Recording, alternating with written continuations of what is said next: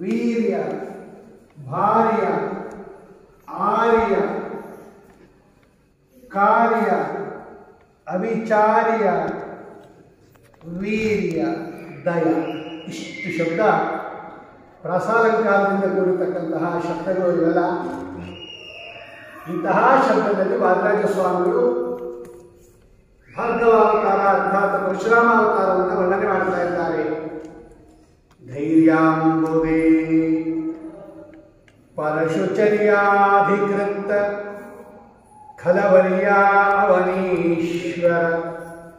ಮಹಾಶೌರ್ಯಾಭಿಭೂತ ಕೃತವೀರ್ಯಾತ್ಮಜಾಭುಜ ವೀರ್ಯಾವಲೇಪನಿಕರ ಭಾರ್ಯಾಪರಾಧ ಕುಪಿತಾರ್ಯಾಜ್ಞಯ ಗಲಿತ ನಾರ್ಯಾತ್ಮಸೋಗಲತರೋ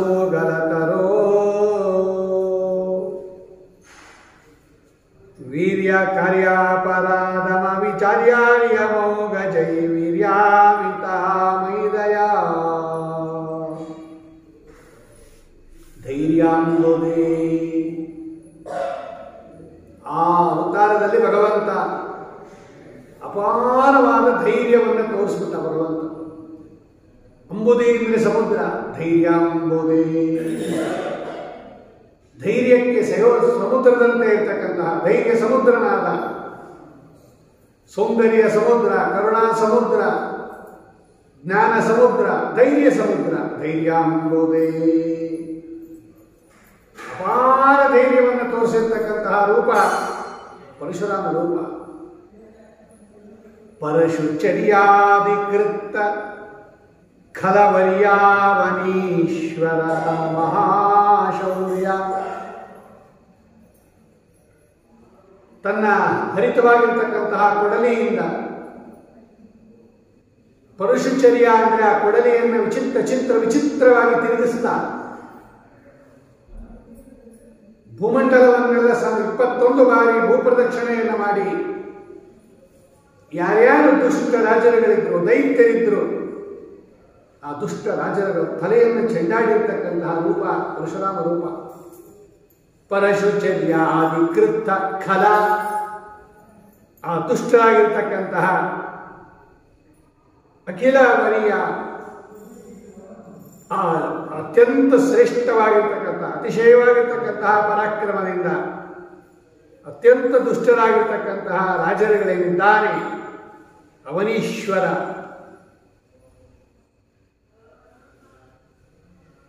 ಅಂತಹ ಉತ್ಕೃಷ್ಟವಾಗಿರ್ತಕ್ಕಂತಹ ರೀತಿಯಲ್ಲಿ 21 ಬಾರಿ ಭೂಪ್ರದಕ್ಷಿಣೆಯನ್ನು ಮಾಡಿ ಎಲ್ಲ ದುಷ್ಟರುಗಳ ತಲೆಯನ್ನು ಚೆಂಡಾಡಿರ್ತಕ್ಕಂತಹ ರೂಪ ಅದು ಸಾಮಾನ್ಯ ಅಲ್ಲ. ಅವನೀಶ್ವರ ಮಹಾಶೌರ್ಯ, ಮಹಾಶೌರ್ಯಾಭಿಭೂತ. ಆ ಕಥೆಗಳೆಲ್ಲ ಕೇಳಿದಾಗ ವಾದಿರಾಜ ಸ್ವಾಮಿಗಳು ಯಾಕೆ ಇದನ್ನೆಲ್ಲ ವರ್ಣನೆ ಮಾಡಿದ್ದಾರೆ ಅಂತ ಗೊತ್ತಾಗುತ್ತೆ. ಜಮದಗ್ನಿ ಋಷಿಗಳು ಪರಶುರಾಮ ದೇವರ ತಂದೆ ಎನಿಸಿಕೊಂಡಿರ್ತಕ್ಕಂತಹ ಮಹಾನುಭಾವರು. ರೇಣುಕಾದೇವಿ, ಜಮದಗ್ನಿ ಮತ್ತು ರೇಣುಕಾದೇವಿಯಲ್ಲಿ ಅವತಾರ ಮಾಡಿರ್ತಕ್ಕಂತಹ ರೂಪ ಪರಶುರಾಮ ರೂಪ. ಆಗ ಕಾರ್ತವೀರ್ಯಾರ್ಜುನ ಅಂತಕ್ಕಂತಹ ರಾಜ್ಯಭಾರ ಮಾಡ್ತಾ ಇದ್ದ.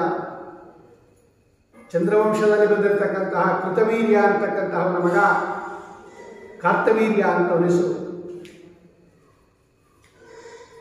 ಆ ಕಾರ್ತವೀರ್ಯ ಅಂತಕ್ಕಂತಹ ಕಾರ್ತವೀರ್ಯಾರ್ಜುನ ಅಂತ ಕರೀತಾರೆ ಅವನಿಗೆ. ಆ ಕಾರ್ತವೀರ್ಯ ಅವನ ಹೆಸರು ಅರ್ಜುನ ಅಂತ. ಕೃತವೀರ್ಯನ ಮಗನಾದ್ದರಿಂದ ಅವನು ಕಾರ್ತವೀರ್ಯ, ಅದಕ್ಕೆ ಎರಡೂ ಸೇರ್ಕೊಂಡ್ಬಿಟ್ಟು ಅವನಿಗೆ ಕಾರ್ತವೀರ್ಯಾರ್ಜುನ ಅಂತ ಹೆಸರು. ಇವ ಒಂದ್ಸಲ ಏನು ಮಾಡ್ದ, ಸಂಚಾರಕ್ಕೆ ಹೋಗ್ತಾ ಹೋಗ್ತಾ ಹೋಗ್ತಾ ಜಮದಗ್ನಿ ಋಷಿಗಳ ಆಶ್ರಮಕ್ಕೆ ಬಂದ. ಆ ಜಮದಗ್ನಿ ಋಷಿಗಳ ಹತ್ರ ಅಪಾರವಾದ ಸೈನ್ಯ ಇರುವುದು. ಎಲ್ಲ ಇಲ್ಲೇ ಆತಿಥ್ಯ ಮಾಡಿಕೊಂಡು ಹೋಗಲು ರಾಜನ್ ಅಂತ ಹೇಳಿದ್ರು ಅವರು ಜಮದಗ್ನಿ ಋಷಿಗಳು. ನಮ್ಮನೇಲೆ ಎಲ್ಲ ನಮ್ಮ ಆಶ್ರಮದಲ್ಲೇ ಇವತ್ತೆಲ್ಲ ಊಟ ಮಾಡ್ಕೊಂಡು ಹೋಗ್ರಿ. ಕಾರ್ತವೀರ್ಯ ಹೇಳಿದ, ಋಷಿಗಳೇ, ನಾನು ಒಬ್ಬನೇ ಬಂದಿಲ್ಲ, ಎಷ್ಟು ಸೈನ್ಯ ಇದೆ ನನ್ನ ಹಿಂದೆ, ಅಪಾರವಾದ ಸೈನ್ಯ ಇದೆ, ಆನೆಗಳಿದೆ, ಕುದುರೆಗಳಿದೆ, ಆಹಾರಗಳಿದೆ, ಈ ಬಡ ಋಷಿಗಳು ನೀವು ಎಲ್ಲಿ ಇದಕ್ಕೆಲ್ಲ ಊಟ ಹಾಕ್ತೀರಾ? ಏನಿದೆ ನಿಮ್ಮ ಹತ್ರ ಸಂಪತ್ತು? ತಪಸ್ಸು ಮಾಡಿ ಗೆಡ್ಡೆಗೆಡಿಸಿಕೊಂಡು ತಿಂತಿರ್ತಕ್ಕಂಥ ನೀವು ನಮಗೆಲ್ಲ ಆತಿಥ್ಯ ಮಾಡ್ತೀರಾ ಅಂದಾಗ ಅವ್ರ ಹತ್ರ ದೇವಲೋಕದ ಕಾಮಧೇನುವಿನ ಸಂತತಿ ನಂದಿನಿ ಅಂತ ಒಂದು ಹಸು, ದೇವಲೋಕದ ಹಸು ಅದಿತ್ತು ಅವರ ಆಶ್ರಮದಲ್ಲಿ. ಅದನ್ನು ಕರೆದು ಆ ಹಾಲಿನಿಂದ ತುಪ್ಪ ಮಾಡಿ ಯಜ್ಞಕ್ಕೆ ಅನುಕೂಲವಾಗಲಿ ಅಂತ ಇಟ್ಕೊಂಡಿದ್ರು ಅವರು. ಏನು ಬೇಕಾದರೂ ಕೊಡ್ತಕ್ಕಂತಹ ಹಸು ಅದು ನಂದಿನಿ. ಏನು ಯೋಚನೆ ಮಾಡಬೇಡ ರಾಜನ್, ಊಟಕ್ಕೆ ಯಾಕೆ ಅಷ್ಟೊಂದು ಯೋಚನೆ ಮಾಡ್ತೀಯ, ನಾನು ನಿಮಗೆಲ್ಲ ಆತಿಥ್ಯವನ್ನು ಸ್ವೀಕಾರ ಮಾಡ್ತೀನಿ ಅಂತ ಹೇಳಿ ಕ್ಷಣ ಮಾತ್ರದಲ್ಲೇ ಅಷ್ಟೂ ಜನಕ್ಕೆ ಒಳ್ಳೆ ಭಕ್ಷ್ಯಭೋಜ್ಯಗಳಿಂದ ಚೆನ್ನಾಗಿ ತೃಪ್ತಿಪಡಿಸ್ಬಿಟ್ರು. ಆಗ ಅವ್ರಿಗೆ ಆಶ್ಚರ್ಯ ಆಯಿತು, ಎಲ್ಲಿ ಇಷ್ಟೊಂದು ಬಡತನ ನಿಮಗೆ, ಏನಿಲ್ಲ ಋಷಿಗಳು, ನೀವು ಎಲ್ಲಿಂದ ತೊಗೊಂಡ್ರಿ ಅಂದಾಗ ತೋರಿಸೋದು, ನಂದಲ್ಲ ಇದೆಲ್ಲ ಪ್ರಭಾವ, ನಂದಿನಿ ಗೋವು, ಇದೆಲ್ಲದರ ಪ್ರಭಾವದಿಂದ ನಾನು ನಿಮಗೆ ಮಾಡಿದ್ದು ಅಂತ ಹೇಳಿದ್ರು. ಇವ ಏನು ಮಾಡ್ದ, ನಂಗೆ ಕೊಟ್ಬಿಡಿ ಅದನ್ನ ಅಂತ ಕೇಳೋದು. ಇಂತಹ ಶ್ರೇಷ್ಠವಾಗಿರ್ತಕ್ಕಂಥದ್ದು ನಂಗೆ ಕೊಟ್ಟುಬಿಡ್ರಿ. ಇಲ್ಲ ಇಲ್ಲ, ಅದು ಆಶ್ರಮದಲ್ಲಿ ಅದು ಯಜ್ಞಯಾಗಾದಿಗಳಿಗೆ ಬೇಕಾಗಿರ್ತಕ್ಕಂಥ ಘೃತಾದಿಗಳಿಗೆ ನಾವು ಇಟ್ಕೊಂಡಿರೋದು, ಕೊಡಲ್ಲ ಅಂದ್ಬಿಟ್ಟು ಹೊಟ್ಟೋದ, ಕೋಪ ಬಂದ್ಬಿಟ್ಟು ಹೊಟ್ಟೋದ. ಇನ್ನೊಂದ್ಸಲ ಅವನೇನು ಮಾಡ್ದ, ಈ ಸಲ ಬಂದು ಯಾರು ಇಲ್ಲದೆ ಇರುವಾಗ ಜಮದಗ್ನಿ ಋಷಿಗಳ ತಲೆಯನ್ನು ಕತ್ತರಿಸಿ ಅಪಹಾರ ಮಾಡಿ ತಗೊಂಡು ಕಳ್ಳ ಕದ್ಕೊಂಡು ಹೋಗ್ಬಿಟ್ಟ. ಅದು ಕೊಡಲ್ಲ ಅಂತ ಹೇಳಿದ್ರೆ ಬೇಕದು ನನಗೆ ಅಂತ ಹೇಳಿ, ಆ ಹಸು ಏನಾದರೂ ಮಾಡಿ ನನ್ನ ಹತ್ರ ಇರಬೇಕು ಅಂತ ಹೇಳಿ ಜಮದಗ್ನಿ ಋಷಿಗಳ ಆಶ್ರಮಕ್ಕೆ ಬಂದು ಅವರನ್ನು ಸಂಹಾರ ಮಾಡಿ ತಗೊಂಡೇ ಹೊರಟವನು. ಆಗ ಅದು ಪರಶುರಾಮ ದೇವರಿಗೆ ಗೊತ್ತಾಯಿತು ಹೀಗಾಗೋಗಿದೆ ಅಂತ. ಕೇಳಿದ್ರು ತಾಯಿಯನ್ನು, ಯಾರು ಸಂಹಾರ ಮಾಡಿದ್ದು, ನಾನು ಹೀಗೆ ಕಾರ್ತಿವೀರ್ಯಾರ್ಜುನ ಅಂತ ಕೇಳಿದಾಗ ಆಗ ನೋಡ್ರಿ ಪರಶುರಾಮ ದೇವರಿಗೆ ಮಹಾಕೋಪ ಬಂದು ಆ ಕಾರ್ತಿವೀರ್ಯಾರ್ಜುನನನ್ನು ಹುಡ್ಕೊಂಡು ಹೋಗಿ ಅವನನ್ನು ಸಂಹಾರ ಮಾಡಿ ಅವನಿಗೆ 1,000 ತೋಳುಗಳು, ಕಾರ್ತಿವೀರ್ಯಾರ್ಜುನನಿಗೆ ಆ 1000 ತೋಳುಗಳನ್ನು ಸಂಹಾರ ಮಾಡಿ ಕಾರ್ತಿವೀರ್ಯಾರ್ಜುನನನ್ನು ಸಂಹಾರ ಮಾಡಿರ್ತಕ್ಕಂತಹ ರೂಪ ಪರಶುರಾಮ ರೂಪ. ದತ್ತಾತ್ರೇಯ ರೂಪದಿಂದ ವರ ಕೊಟ್ಟಿದ್ದ ಭಗವಂತ ಪರಶುರಾಮ ರೂಪದಿಂದ ಸಂಹಾರ ಮಾಡಿದ ಕಾರ್ತಿವೀರ್ಯಾರ್ಜುನನ್ನ. ಅದನ್ನು ವಾದರಾಜ ಹೇಳ್ತಾರೆ, ಧೈರ್ಯಾಂಬೋಧೆ ಪರಶು ಚರ್ಯಾಧಿಕೃತ ಕಲ ವರ್ಯಾವನೀಶ್ವರ ಮಹಾ ಶೌರ್ಯ. ತಮ್ಮ ತಂದೆಗೆ ದ್ರೋಹವನ್ನು ಮಾಡಿರ್ತಕ್ಕಂತಹ ಕಾರ್ತಿವೀರ್ಯಾರ್ಜುನನ ಭುಜಗರ್ವವನ್ನು ನಾಶ ಮಾಡಿರ್ತಕ್ಕಂತಹ ರೂಪ. ಇಂತಹ ರಾಜರುಗಳೇ ಇರಬಾರದು ಈ ದುಷ್ಟರು ಅಂತ ಹೇಳಿ ಇಡೀ ಕ್ಷತ್ರಿಯ ಕುಲವನ್ನು ಸಂಹಾರ ಮಾಡ್ಬಿಡ್ತೀನಿ ಅಂತ ಹೇಳಿ 21 ಬಾರಿ ಭೂಮಿಯನ್ನು ಸಂಚಾರ ಮಾಡಿ ಆ ಎಲ್ಲ ದುಷ್ಟ ರಾಜರುಗಳನ್ನು, ಯಾರ್ಯಾರು ದೈತ್ಯರುಗಳು ರಾಜರ ರೂಪದಲ್ಲಿದ್ದರು ಆ ಎಲ್ಲ ರಾಜರನ್ನು ಸಂಹಾರ ಮಾಡಿ ಅವರಿಂದ ಸಂಪಾದನೆ ಮಾಡಿರ್ತಕ್ಕಂತಹ ಭೂಮಿಯನ್ನು ಬ್ರಾಹ್ಮಣರಿಗೆ ದಾನವಾಗಿ ಕೊಟ್ಟಿರ್ತಕ್ಕಂತಹ ರೂಪ ಅದು ಪರಶುರಾಮ ರೂಪ. ಶೌರ್ಯಾಭಿಭೂತ ಕೃತವೀರ್ಯಾತ್ಮಜಾತ ಭುಜವೀರ್ಯಾವಲೇ ಪರಿಕರ. ವಾದರಾಜರು ಹೇಳ್ತಾರೆ, ಕೃತವೀರ್ಯಾತ್ಮ ಜಾತ, ಕೃತವೀರ್ಯ ಅಂತ ಹೆಸರು, ಅವನ ಮಗ ಕಾರ್ತವೀರ್ಯ. ಆ ಕೃತವೀರ್ಯನ ಮಗನಾಗಿರ್ತಕ್ಕಂತಹ ಏನು ಕಾರ್ತವೀರ್ಯಾರ್ಜುನ ಇದ್ದಾನಲ್ಲ, ಅವನ ಅಹಂಕಾರಕ್ಕೆ 1,000 ತೋಳುಗಳನ್ನು ಪಡೆದಿದ್ದ. ಅವನು ದತ್ತಾತ್ರೇಯ ನಾಮಕ ಪರಮಾತ್ಮನನ್ನು ಆರಾಧನೆ ಮಾಡಿ ನನಗೊಂದು 1000 ತೋಳುಗಳು ಬರಬೇಕು ಯುದ್ಧಕ್ಕೆ ಹೋದಾಗ, ಅದು ಯಾವಾಗ ಬೇಕೋ ಆವಾಗ 1,000 ತೋಳು ಬರಬೇಕು ನನಗೆ ಅಂತ ಕೇಳಿದ್ದ. ತಥಾಸ್ತು ಅಂದಿದ್ರು. ಒಂದು ಸಾಮಾನ್ಯ ಅಲ್ಲ ಕಾರ್ತಿವೀರ್ಯಾರ್ಜುನ. ಒಂದೊಂದು ದ್ವೀಪದಲ್ಲಿ 700 ಯಾಗ ಮಾಡಿದಾನ್ರಿ ಅವನು. 7 ದ್ವೀಪಗಳಲ್ಲಿ ಒಂದೊಂದು ದ್ವೀಪದಲ್ಲಿ 700 ಯಾಗ ಮಾಡಿದನು. ಅಂತಹ ಮಹಾನುಭಾವ. ಆಗಲಿ ಅಂತ ಅವರಿಗೆ ವರ ಕೊಟ್ಟಿದ್ರು ದತ್ತಾತ್ರೇಯ ಮತ್ತು ಪರಮಾತ್ಮ. ಯುದ್ಧಕ್ಕೆ ಹೋದ ಅಂದರೆ ಕಾರ್ತಿವೀರ್ಯಾರ್ಜುನ ಈ ಕಡೆ 500 ಈ ಕಡೆ 500 ಭುಜ ಬರುವುದು ಅವನಿಗೆ. ಬಾಹು ಅಂತಲೇ ಹೆಸರು ಅವನಿಗೆ. ಅವನ 1000 ತೋಳುಗಳನ್ನು ಕತ್ತರಿಸಿ ಪರಶುರಾಮ ದೇವರು ಕಾರ್ತಿವೀರ್ಯಾರ್ಜುನನನ್ನು ಸಂಹಾರ ಮಾಡಿದ್ದಾರೆ. ತಮ್ಮ ತಂದೆಗೆ ದ್ರೋಹ ಮಾಡಿರ್ತಕ್ಕಂತಹ ಕಾರ್ತಿವೀರ್ಯಾರ್ಜುನನನ್ನು ಸಂಹಾರ ಮಾಡಿ ಅದೇ ನೆಪದಿಂದ 21 ಬಾರಿ ಭೂಪ್ರದಕ್ಷಿಣೆಯನ್ನು ಮಾಡಿ ಯಾರ್ಯಾರು ದೈತ್ಯರಿದ್ರು, ಯಾರ್ಯಾರು ದುಷ್ಟರಿದ್ರು, ರಾಜರ ರೂಪದಲ್ಲಿ ಎಲ್ಲರನ್ನ ಸಂಹಾರ ಮಾಡಿಬಿಟ್ರು. ಆ ಕೊಡಲಿಯಿಂದ ಕೇವಲ ತಮ್ಮ ಆಯುಧ ಪರಶು, ಆ ಪರಶುವನ್ನು ಆಡಿಸಿರ್ತಕ್ಕಂಥ ರೀತಿ ಇದೆಯಲ್ಲ, ಅಷ್ಟು ಜನನ ತಲೆ ಕತ್ತರಿಸಬೇಕಾದ್ರೆ ಹೆಂಗೆ ಅದನ್ನು ಆಟ ಆಡಿಸಬೇಕು, ಆ ಕೊಡಲಿಯನ್ನು ಲೆಕ್ಕ ಹಾಕೊಂಡ್ರಿ. ಪರಶುಚರ್ಯ ಧೈರ್ಯಾಂಬೋದೆ ಪರಶುಚರ್ಯಾಧಿಕೃತ ಖಲ ಅವನೀಶ್ವರಿಯ. ಖಲ ಅಂದರೆ ದುಷ್ಟರು, ವರ್ಯ ಅವನೀಶ್ವರ, ದೊಡ್ಡ ದೊಡ್ಡ ದೊಡ್ಡ ದೊಡ್ಡ ರಾಜರುಗಳನ್ನು ಅತಿಶಯವಾಗಿರ್ತಕ್ಕಂತಹ ಪರಾಕ್ರಮದಿಂದ ಮಹಾಶೌರ್ಯಾಭಿಭೂತ ಅದೊಂದು. ಕೃತವೀರ್ಯಾತ್ಮಜಾತ ಭುಜವೀರ್ಯಾವಲೇಪ. ಆ ಭುಜಬಲ ಪರಾಕ್ರಮ 100,000 ಭುಜದಿಂದ ಎಷ್ಟು ಶಕ್ತಿ ಇರಬೇಕು ಅವನಿಗೆ, ಆ 1000 ಭುಜದ ಶಕ್ತಿಯನ್ನ ತಮ್ಮ ಪರಶುವಿನಿಂದ ನಾಶ ಮಾಡಿರ್ತಕ್ಕಂತಹ ರೂಪ ಪರಶುರಾಮ ರೂಪ ಅದು. ಆಮೇಲೆ ಭಾರ್ಯಾಪರಾಧ ಕುಪಿತಾರ್ಯಾಜ್ಞೆಯ ಗಲಿತ ನಾರ್ಯಾತ್ಮ ಸೂಗಲತರೋ. ಆತ್ಮಸೂಗಲತರೋ. ಗಲ ಅಂದರೆ ಕಂಠ, ತರು ಅಂದರೆ ವೃಕ್ಷ. ಕೊಡಲಿಯನ್ನು ಯಾವುದಕ್ಕೆ ಉಪಯೋಗಿಸ್ಕೋತೀವಿ ನಾವು? ಮರವನ್ನು ಕಡಿಯೋದಕ್ಕೆ ಉಪಯೋಗಿಸ್ಕೋತೀವಿ. ಆದರೆ ಪರಶುರಾಮ ದೇವರು ಯಾವುದಕ್ಕೆ ಉಪಯೋಗಿಸ್ಕೊಂಡ್ರು ಅದನ್ನ? ತಮ್ಮ ತಾಯಿಯಾಗಿರ್ತಕ್ಕಂತಹ ಆರ್ಯಾಜ್ಞೆಯ ಗಲಿತ ನಾರ್ಯಾತ್ಮ ಸೂಗಲತರೋ. ತನ್ನ ತಾಯಿ ಇರತಕ್ಕಂತಹ, ತನ್ನ ತಾಯಿಯ ಕುತ್ತಿಗೆ ಇರತಕ್ಕಂತಹ ವೃಕ್ಷವನ್ನೇ ಸಂಹಾರ ಮಾಡಿದರು. ಹರಿವಂಶದಲ್ಲಿ ಈ ಕಥೆಯೆಲ್ಲ ಇದೆ ವಿಸ್ತಾರವಾಗಿ. ರೇಣುಕಾದೇವಿ ಒಂದು ಬಾರಿ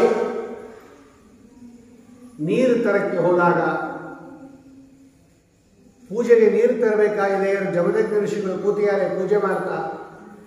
ನೀರು ತರಕ್ಕೆ ಹೋದವಳು ರೇಣುಕಾದೇವಿ ನದಿಗೆ. ಅಲ್ಲಿ ಅಂತರಿಕ್ಷದಲ್ಲಿ ಗಂಧರ್ವ ವಿಹಾರ ಮಾಡಕ್ಕೆ ಬಂದಿಯಾನೆ. ಅವನು ತನ್ನ ಮಡದಿಯರೊಂದಿಗೆ, ಅನೇಕ ಮಡದಿಯರೊಂದಿಗೆ, ಅನೇಕ ಸ್ತ್ರೀಯರೊಂದಿಗೆ ಗಂಧರ್ವ ವಿಹಾರ ಮಾಡ್ತಾ ಇದ್ದಾಗ ಕ್ಷಣಕಾಲ ಗಂಧರ್ವನ ವಿಹಾರವನ್ನು ನೋಡ್ತಾ ಇದ್ದವಳು ಅಷ್ಟೆ. ಆ ಗಂಧರ್ವ ರಾಜ ಹೇಗೆ ವಿಹಾರ ಮಾಡ್ತಾನೆ ಅವನ ಪತ್ನಿಯರೊಂದಿಗೆ ಅಂತ ಅಲ್ಲೇ ಮನಸ್ಸಿಟ್ಟು ಸ್ವಲ್ಪ ನೋಡಿದ್ಲು. ಆಮೇಲೆ ಅವಳಿಗೆ ಜ್ಞಾಪಕ ಆಯಿತು, ನಾನು ನೀರು ತರಕ್ಕೆ ಬಂದಿದ್ದೀನಿ ಅಂತ. ಒಂದು ಸ್ವಲ್ಪ ಹೊತ್ತು ನೋಡಿದ್ದವಳು. ತಗೊಂಡ್ಬಂದಾಗ ಯಾಕೆ ನಿಧಾನ ಅಂತ ಕೇಳಿದ್ರು ಜಯಮದಗ್ನಿ ಋಷಿಗಳು. ಯಾಕೆ ನೀರು ತಂದಿದ್ದು ನಿಧಾನ ಅಂತ ಕೇಳಿದ್ರು. ತಮ್ಮ ಯೋಗ ಸಾಮರ್ಥ್ಯದಿಂದ ಗೊತ್ತಾಗೋಯ್ತು ಅವರಿಗೆ. ಆ ಗಂಧರ್ವ ರಾಜನನ್ನು ಅವಳು ನೋಡ್ತಾ ಇದ್ದು ಒಂದು ಸ್ವಲ್ಪ ಹೊತ್ತು. ಇದಕ್ಕೆ ಮಾನಸಿಕ ವ್ಯಭಿಚಾರ ಅಂತ ಕರೀತಾರೆ. ಮನಸ್ಸಿನಿಂದಲೂ ಕೂಡ ಇನ್ನೊಬ್ಬರನ್ನ ಬೇರೆ ರೀತಿಯಲ್ಲಿ ನೋಡಿದ್ರೆ ಅದು ವ್ಯಭಿಚಾರ, ಮಾನಸಿಕ ವ್ಯಭಿಚಾರ. ಇನ್ನೊಬ್ಬ ಪುರುಷನನ್ನ ನೋಡಿದ್ಯಾ ನೀನು, ಅವನಲ್ಲಿ ಆಸಕ್ತರಾಗಿದ್ದೀ, ಸ್ವಲ್ಪ ಹೊತ್ತು ನೋಡ್ತಾ ಇದ್ಯಲ್ಲ, ದ್ರೋಹ ಮಾಡಿದೆಯಾ ನೀನು ನನಗೆ, ಪತಿ ದ್ರೋಹ ಅಂತ ಹೇಳಿ ಅವ್ರಿಗೆ ಅನೇಕ ಜನ ಮಕ್ಕಳು ಅವ್ರು ಹೇಳಿದ್ರು, ದೊಡ್ಡವ್ರಿಗೆ ಹೇಳಿದ್ರು, ನಿಮ್ಮ ತಾಯಿ ತಲೆ ಕತ್ತರಿಸ್ಬಿಡೋದು, ತೆಗೆದಾಕ್ಬಿಡ ನಿಮ್ಮ ತಾಯಿ ತಲೆ, ಅಪರಾಧ ಮಾಡಿದ್ದಾರೆ, ನಾ ಹೆಂಡತಿ ನನ್ನ ತಲೆ ಕತ್ತರಿಸೋದಿರುತ್ತದೆ ಅಂತ ಹೇಳಿ ನನ್ನ ಆಜ್ಞೆ ಅಂದರು. ಅವ್ರು ಕತ್ತರಿಸಲಿಲ್ಲ. ತಾಯಿ, ನಾವು ತಾಯಿ ತಲೆ ಕತ್ತರಿಸಲ್ಲ. ಇನ್ನೊಬ್ಬ ತಮ್ಮ ಹೇಳಿದ್ರು, ಕತ್ತರಿಸಲ್ಲ, ನಾವು ಕತ್ತರಿಸಲ್ಲ, ನಮ್ಮಮ್ಮ. ಪರಶುರಾಮನೇ ಮಗ ಅವನು ರಾಮ, ನಮ್ಮ ತಾಯಿ ತಲೆ ಕತ್ತರಿಸೋದು.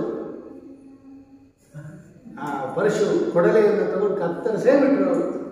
ಅವಿಚಾರ್ಯ ನೋಡಿ, ಕಾರ್ಯಾಪರ ಅಪರಾಧ ಅವಿಚಾರ್ಯ. ಏನು ಮಾಡಿದ್ರು, ಯಾತಕ್ಕೋಸ್ಕರ ನೀವು ತಲೆ ಕತ್ತರಿಸ್ತಾ ಇದ್ದೀರಾ, ನನ್ನ ಕೈಯಲ್ಲಿ ಏನೂ ಕೇಳಿಲ್ಲ ಪರಶುರಾಮ ದೇವರು. ತಲೆ ಕತ್ತರಿಸ್ಬಿಟ್ರು. ಹಡೆದ ತಾಯಿಯ ಶಿರವಾ ತರಿದ ಅಂತಾರೆ ದಾಸರಾಯ. ಜಮದಗ್ನಿ ಋಷಿಗಳಿಗೆ ಬಹಳ ಸಂತೋಷ ಆಗುತ್ತೆ. ಹಿಂಗಿರ್ಬೇಕು ಮಗ ಅಂದ್ರೆ, ತಂದೆ ಆಜ್ಞೆಯನ್ನು ಹಿಂಗೆ ನಡೆಸ್ಕೊಳ್ಬೇಕು. ನೋಡೋ, ಈ ನಿನ್ನ ಅಣ್ಣಂದಿದ್ದಾರೆ, ಅವ್ರ ತಲೆನೂ ಕತ್ತರಿಸ್ಬಿಡೋದು. ನಾನು ಮಾತು ಕೇಳಿಲ್ಲ, ಅವರಿಬ್ಬರು ಕತ್ತರಿಸೋದು, ಅವ್ರ ತಲೆನೂ ಕತ್ತರಿಸ್ಬಿಟ್ರು ಪರಶುರಾಮರು. ತುಂಬ ಸಂತೋಷ ಆಗುತ್ತೆ ಅವ್ರಿಗೆ. ಏನು ಬರಬೇಕು ಅಂದ್ರು, ನಮ್ಮ ಅಮ್ಮನ ಬದುಕಿಸು ಅಂದ್ರು. ಪರಶುರಾಮ ದೇವರು ಕೇಳಿದ್ರೆ ಏನು ಬರಬೇಕು ಹೇಳು, ನಮ್ಮ ತಾಯಿ ಬದುಕಿಸಬೇಕು. ಆಯ್ತು ಅಂದ್ರು, ಮತ್ತೆ ಬದುಕಿಸ್ಬಿಟ್ರು. ನೋಡಿ ಸ್ವಾಮಿ ಹೆಂಗೆ ನಡೆದ ಅನ್ನೋದು ನೋಡ್ರ ತೋರಿಸ್ತಾರೆ ವಾದಿರಾಜರು. ಭಾರ್ಯಾಪರಾಧ ಕುಪಿತ, ಭಾರ್ಯ ಅಪರಾಧ ಕುಪಿತ ಆರ್ಯ ಆಜ್ಞೆಯ ಗಲಿತ ನಾರ್ಯಾತ್ಮ ಸುಗಲತರೋ. ಇಷ್ಟಿದೆ ನೋಡ್ರಿ. ಭಾರ್ಯ ಹೆಂಡತಿಯ ಅಪರಾಧ, ಮಾನಸಿಕ ವ್ಯಭಿಚಾರದಿಂದ ಕುಪಿತ ಕೋಪಗೊಂಡ, ಆರ್ಯ ತಂದೆಯ ಆಜ್ಞೆಯಂತೆ ಗಲಿತ ತರಿದ, ನಾರ್ಯ ತನ್ನ ತಾಯಿ ಎಂಬತಕ್ಕಂತಹ ನಾರ್ಯಾತ್ಮ, ತನ್ನ ತಾಯಿ ಎಂಬ ಹೆಂಗಸಿನ ಗಲತರೋ ಕಂಠ, ಸೂಗಲತರೋ. ಕಂಠ ಅನ್ನತಕ್ಕಂತಹ ವೃಕ್ಷ, ಹೇಗೆ ಕೊಡಲೆಯಿಂದ ನಾವು ವೃಕ್ಷವನ್ನು ಕತ್ತರಿಸ್ತೀವೋ, ಆ ತಾಯಿ ಇರತಕ್ಕಂತಹ ತಾಯಿಯ ಕಂಠ ಅನ್ನತಕ್ಕಂತಹ ವೃಕ್ಷವನ್ನು ತನ್ನ ಪರಶುವಿನಿಂದ ಕತ್ತರಿಸಿರ್ತಕ್ಕಂತಹ ರೂಪ ಪರಶುರಾಮ ರೂಪ. ಅದನ್ನು ವಾದಿರಾಜಸ್ವ ವರ್ಣನೆ ಮಾಡ್ತಾರೆ. ಅದು ಏನು, ಕಾರ್ಯಾಪರಾಧ ಅವಿಚಾರ್ಯ. ನಿನ್ನ ತಾಯಿಯ ತಲೆಯನ್ನು ಕತ್ತರಿಸುವುದು ಅಂತ ಹೇಳಿದಾಗ ಪರಶುರಾಮ ದೇವರು ಕೇಳಬೇಕಾಯಿತು, ಕತ್ತರಿಸೋ ನಿಮ್ಮ ತಾಯಿ ತಲೆನ ಅಂದಾಗ ಏನು ಮಾಡಿದ್ರು ನಮ್ಮಮ್ಮ? ತಲೆ ಕತ್ತರಿಸೋ ಅಂತ ಕೆಲಸ ಏನು ಮಾಡಿದ್ದು, ಯಾಕೆ ಮಾಡಬೇಕಾಯಿತು? ನಾನು ಏನೂ ವಿಚಾರ ಮಾಡ್ತೇನೆ. ತನ್ನ ತಾಯಿಯ ತಲೆಯನ್ನು ಕತ್ತರಿಸಿರ್ತಕ್ಕಂತಹ, ಆಮೇಲೆ ವೀರ್ಯ ಆರ್ಯಾಗಮೋಘ ಜಯ ವೀರ್ಯಾಮಿತಾಮೈದಯ. ಆರ್ಯಮ ಓಗ ಅರಿಯಮ ಓಗ ಜೈ ವೀರ್ಯ ಅಪರಾಧಂ ಅವಿಚಾರ್ಯ. ಆರ್ಯಮ ಅರಿಯಮ ಓಗ ಜೈ ವೀರ್ಯ ಅಮಿತ ವೀರ್ಯ. ಅಂದ್ರೆ ಏನಂತ? ಅರಿಯಮ ಅಂತ ಸೂರ್ಯನ ಹೆಸರು. ಅರಿಯಮ ಅಂತ ಸೂರ್ಯ, ಆ ಸೂರ್ಯನ ಓಘ ಅಂದ್ರೆ ಸಮೂಹ, ಅದನ್ನ ಮೀರಿಸಿರ್ತಕ್ಕಂತಹ ವೀರ್ಯ, ಪರಾಕ್ರಮ ಇರತಕ್ಕಂತಹ, ಅಪಾರ ಸೂರ್ಯನ ಕಾಂತಿಯಿಂದ ಕೂಡಿರ್ತಕ್ಕಂತಹ ರೂಪ ಪರಶುರಾಮ ರೂಪ. ಅಂತಹ ಪರಶುರಾಮ ದೇವರೇ ಮೈ ಅಮಿತ ದಯಾ ಕಾರ್ಯ, ಅತ್ಯದ್ಭುತವಾಗಿರ್ತಕ್ಕಂತಹ ದಯವನ್ನು ಮಾಡಿ, ಕಡೆ ಇಲ್ಲದೆ ಇರ್ತಕ್ಕಂತಹ, ಕೊನೆ ಇಲ್ಲದೆ ಇರ್ತಕ್ಕಂತಹ ದಯ ಮಾಡಿ ನನ್ನಲ್ಲಿ. ಪರಶುರಾಮ ದೇವರ ದಯಾವನ್ನು ಬೇಡ್ತಾ ಇದ್ದಾರೆ ವಾದಿರಾಜ ಸ್ವಾಮಿ. ಪರಶುರಾಮ ರೂಪಿ ಪರಮಾತ್ಮ ಮೈ ಅಮಿತ ದಯಾ ಕಾರ್ಯ, ಅಪಾರವಾದ ಅತಿಶಯವಾದ ದಯೆಯನ್ನು ಮಾಡು. ಇಷ್ಟು ಆ ವಾದಿರಾಜ ಸ್ವಾಮಿಗಳು ಮಾಡಿರುವ ಪದಗಳ ಪ್ರಯೋಗದಿಂದ ನಮಗೆ ತಿಳಿದು ಬರತಕ್ಕಂತಹ ಉತ್ಕೃಷ್ಟವಾಗಿರ್ತಕ್ಕಂತಹ ವಿಷಯ. ಇಷ್ಟು ಕಾರ್ಯ ಮಾಡಿ ನೋಡಿ ಭಗವಂತ. ಪರಶುರಾಮ ಅವತಾರದಲ್ಲಿ ವಾದಿರಾಜರು ಅದೆಲ್ಲ ಮುಖ್ಯವಾಗಿರ್ತಕ್ಕಂಥದ್ದು. ಅಪಾರ ಧೈರ್ಯಶಾಲಿಗಳಾಗಿರ್ತಕ್ಕಂತಹ ಪರಶುರಾಮ ದೇವರು ಧೈರ್ಯವನ್ನು ತೋರಿಸ್ತಾ ಜಮದಗ್ನಿ ಋಷಿಗಳಿಗೆ ದ್ರೋಹವನ್ನು ಮಾಡಿರ್ತಕ್ಕಂತಹ ಕಾರ್ತಿವೀರ್ಯಾರ್ಜುನನನ್ನು ಸಂಹಾರ ಮಾಡಿರ್ತಕ್ಕಂಥದ್ದು. ಅದೇ ನೆಪದಲ್ಲಿ ಭೂಮಂಡಲವನ್ನು 21 ಬಾರಿ ಪ್ರದಕ್ಷಿಣೆ ಮಾಡಿ ದುಷ್ಟ ದೈತ್ಯರನ್ನು ಸಂಹಾರ ಮಾಡಿರ್ತಕ್ಕಂಥದ್ದು. ಮಾನಸಿಕ ವ್ಯಭಿಚಾರವನ್ನು ಮಾಡಿರ್ತಕ್ಕಂತಹ ತನ್ನ ತಾಯಿಯ ತಲೆಯನ್ನು ತಂದೆಯ ಆಜ್ಞೆಯಂತೆ ಸಂಹಾರ ಮಾಡಿರ್ತಕ್ಕಂಥದ್ದು. ಇದು 3 ಅವರು ಮಾಡಿರ್ತಕ್ಕಂತಹ ಅಸಾಧಾರಣ ಕಾರ್ಯ. ಅಂತಹ ಪರಶುರಾಮ ದೇವರು, ಅಪಾರವಾಗಿರ್ತಕ್ಕಂತಹ ಸೂರ್ಯನಂತೆ ಕಾಂತಿ ಇರತಕ್ಕಂತಹ ಆ ಪರಶುರಾಮ ದೇವರು ಮೈ ದಯಾ ಅಪರಿಮಿತವಾಗಿರ್ತಕ್ಕಂತಹ ದಯೆಯನ್ನು ಮಾಡಲಿ ನನ್ನ ಮೇಲೆ. ಇದು ಸ್ತೋತ್ರ. ಹರಿವಂಶದಲ್ಲಿದೆ ಇದೆಲ್ಲ ವಿಸ್ತಾರವಾಗಿ ಪರಶುರಾಮ ದೇವರ ಚರಿತ್ರ. ಇಲ್ಲಿ ಪ್ರಶ್ನೆ ಬಂದದ್ದೇನು? ಮಾತೃದೇವೋ ಭವ ಅಂತ ನಮಗೆಲ್ಲ ವೇದ ಹೇಳ್ತಾ ಇದೆ. ತಾಯಿಯನ್ನ ದೇವರ ಸಮಾನ ಅಂತ ಚಿಂತನೆ ಮಾಡುವುದು. ಕಣ್ಣಿಗೆ ಕಾಣುವ ದೇವರು ತಾಯಿ. ಅಂತಹ ತಾಯಿಯ ತಲೆಯನ್ನು ಕತ್ತರಿಸ್ಬಿಟ್ನಲ್ಲ ಭಗವಂತ. ಅವನು ಹಿಂಗೆ ಮಾಡ್ಬೋದಾ? ಅವನು ಹಂಗೆ ಮಾಡ್ದ ಅಂತ ನಾವು ಮಾಡ್ಬೋದಾ? ಇದೊಂದು ಪ್ರಶ್ನೆ. ಭಗವಂತ ಸಂಧ್ಯಾವಂದನೆ ಮಾಡ್ದ, ನೀವು ಮಾಡು ಅಂತ ಹೇಳ್ತೀರ. ಭಗವಂತ ಗೋದಾನ ಮಾಡ್ದ, ನೀವು ಮಾಡು ಅಂತ ಹೇಳ್ತೀರ. ಭಗವಂತ ತಾಯಿ ತಲೆ ಕತ್ತರಿಸ್ದ, ನೀವು ಕತ್ತರಿಸ್ರಿ ಅಂತ ಅರ್ಥನ? ಅದ್ಯಾಕೆ ತಗೋಬಾರ್ದು ಅಂತ ಪ್ರಶ್ನೆ. ಶಾಸ್ತ್ರದಲ್ಲೇ ಬಂದಿದೆ ಈ ಪ್ರಶ್ನೆ, ನಮ್ದಲ್ಲ. ಸ್ವಾಮಿ ಮಾಡಿ ತೋರಿಸ್ತಾ ಇದ್ದಾನೆ. ಯದ್ಯದಾಚರತಿ ಶ್ರೇಷ್ಠ ತತ್ತದೇವೇ ತರೋಜನಾಥ್ ಅಂತ ಹೇಳಿ ಭಗವಂತ ಮಾಡಿದ್ದಾನೆ, ನಾವು ಮಾಡೋಣ ಅಂದಾಗ ಪರವಾದಿಗಳು ಕೇಳಿದ್ದಾರೆ ಇದನ್ನೆಲ್ಲ ನಮ್ಮ ಮೇಲೆ. ನೀವು ಹೀಗೆಲ್ಲ ಮಾಡಿದ್ರೆ ನಾವು ಮಾಡ್ಬೋದಾಗದೆ. ಅದಕ್ಕೆ ಶಾಸ್ತ್ರದಲ್ಲಿ ಉತ್ತರ ಕೊಡ್ತಾರೆ. ಅಲ್ಲ, ಭಗವಂತ ತಾಯಿ ತಲೆ ಕತ್ತರಿಸೋದ? ನೋಡಿ, ಭಗವಂತನಿಗೂ ನಮಗೂ ಇಷ್ಟೇ ವ್ಯತ್ಯಾಸ, ಇದೇ ವ್ಯತ್ಯಾಸ. ಭಗವಂತನಿಗೆ ಪಾಪ ಪುಣ್ಯಗಳ ಲೇಪ ಇಲ್ಲ, ವಿಧಿ ನಿಷೇಧಗಳ ಲೇಪ ಇಲ್ಲ. ಭಗವಂತನಿಗೆ ಇದು ಮಾಡಬೇಕು, ಇದು ಮಾಡಬಾರದು ಅಂತಕ್ಕಂತಹ ಶಾಸ್ತ್ರೋಕ್ತವಾದ ವಿಧಿ ನಿಷೇಧಗಳು ಭಗವಂತನಿಗಿಲ್ಲ. ಭಗವಂತ ವಿಧಿ ನಿಷೇಧಗಳನ್ನು, ಪುಣ್ಯ ಪಾಪಗಳನ್ನು, ಜನನ ಮರಣವನ್ನು ಮೀರಿದ ವ್ಯಕ್ತಿ. ನಾವೆಲ್ಲ ಬದ್ಧರು. ಜೀವರಾಶಿಗಳೆಲ್ಲ ಪುಣ್ಯ ಪಾಪ ವಿಧಿ ನಿಷೇಧ ಬದ್ಧರು. ನಾವು ಎಲ್ಲವನ್ನ ಮಾಡೋಂಗಿಲ್ಲ. ಈಗ ನೋಡಿ, ಸ್ಕೂಲಲ್ಲಿ ಈ ಟೀಚರ್ಗಳು ಎಲ್ಲ ಕಡೆ ಓಡಾಡ್ತಾ ಇರ್ತಾರೆ.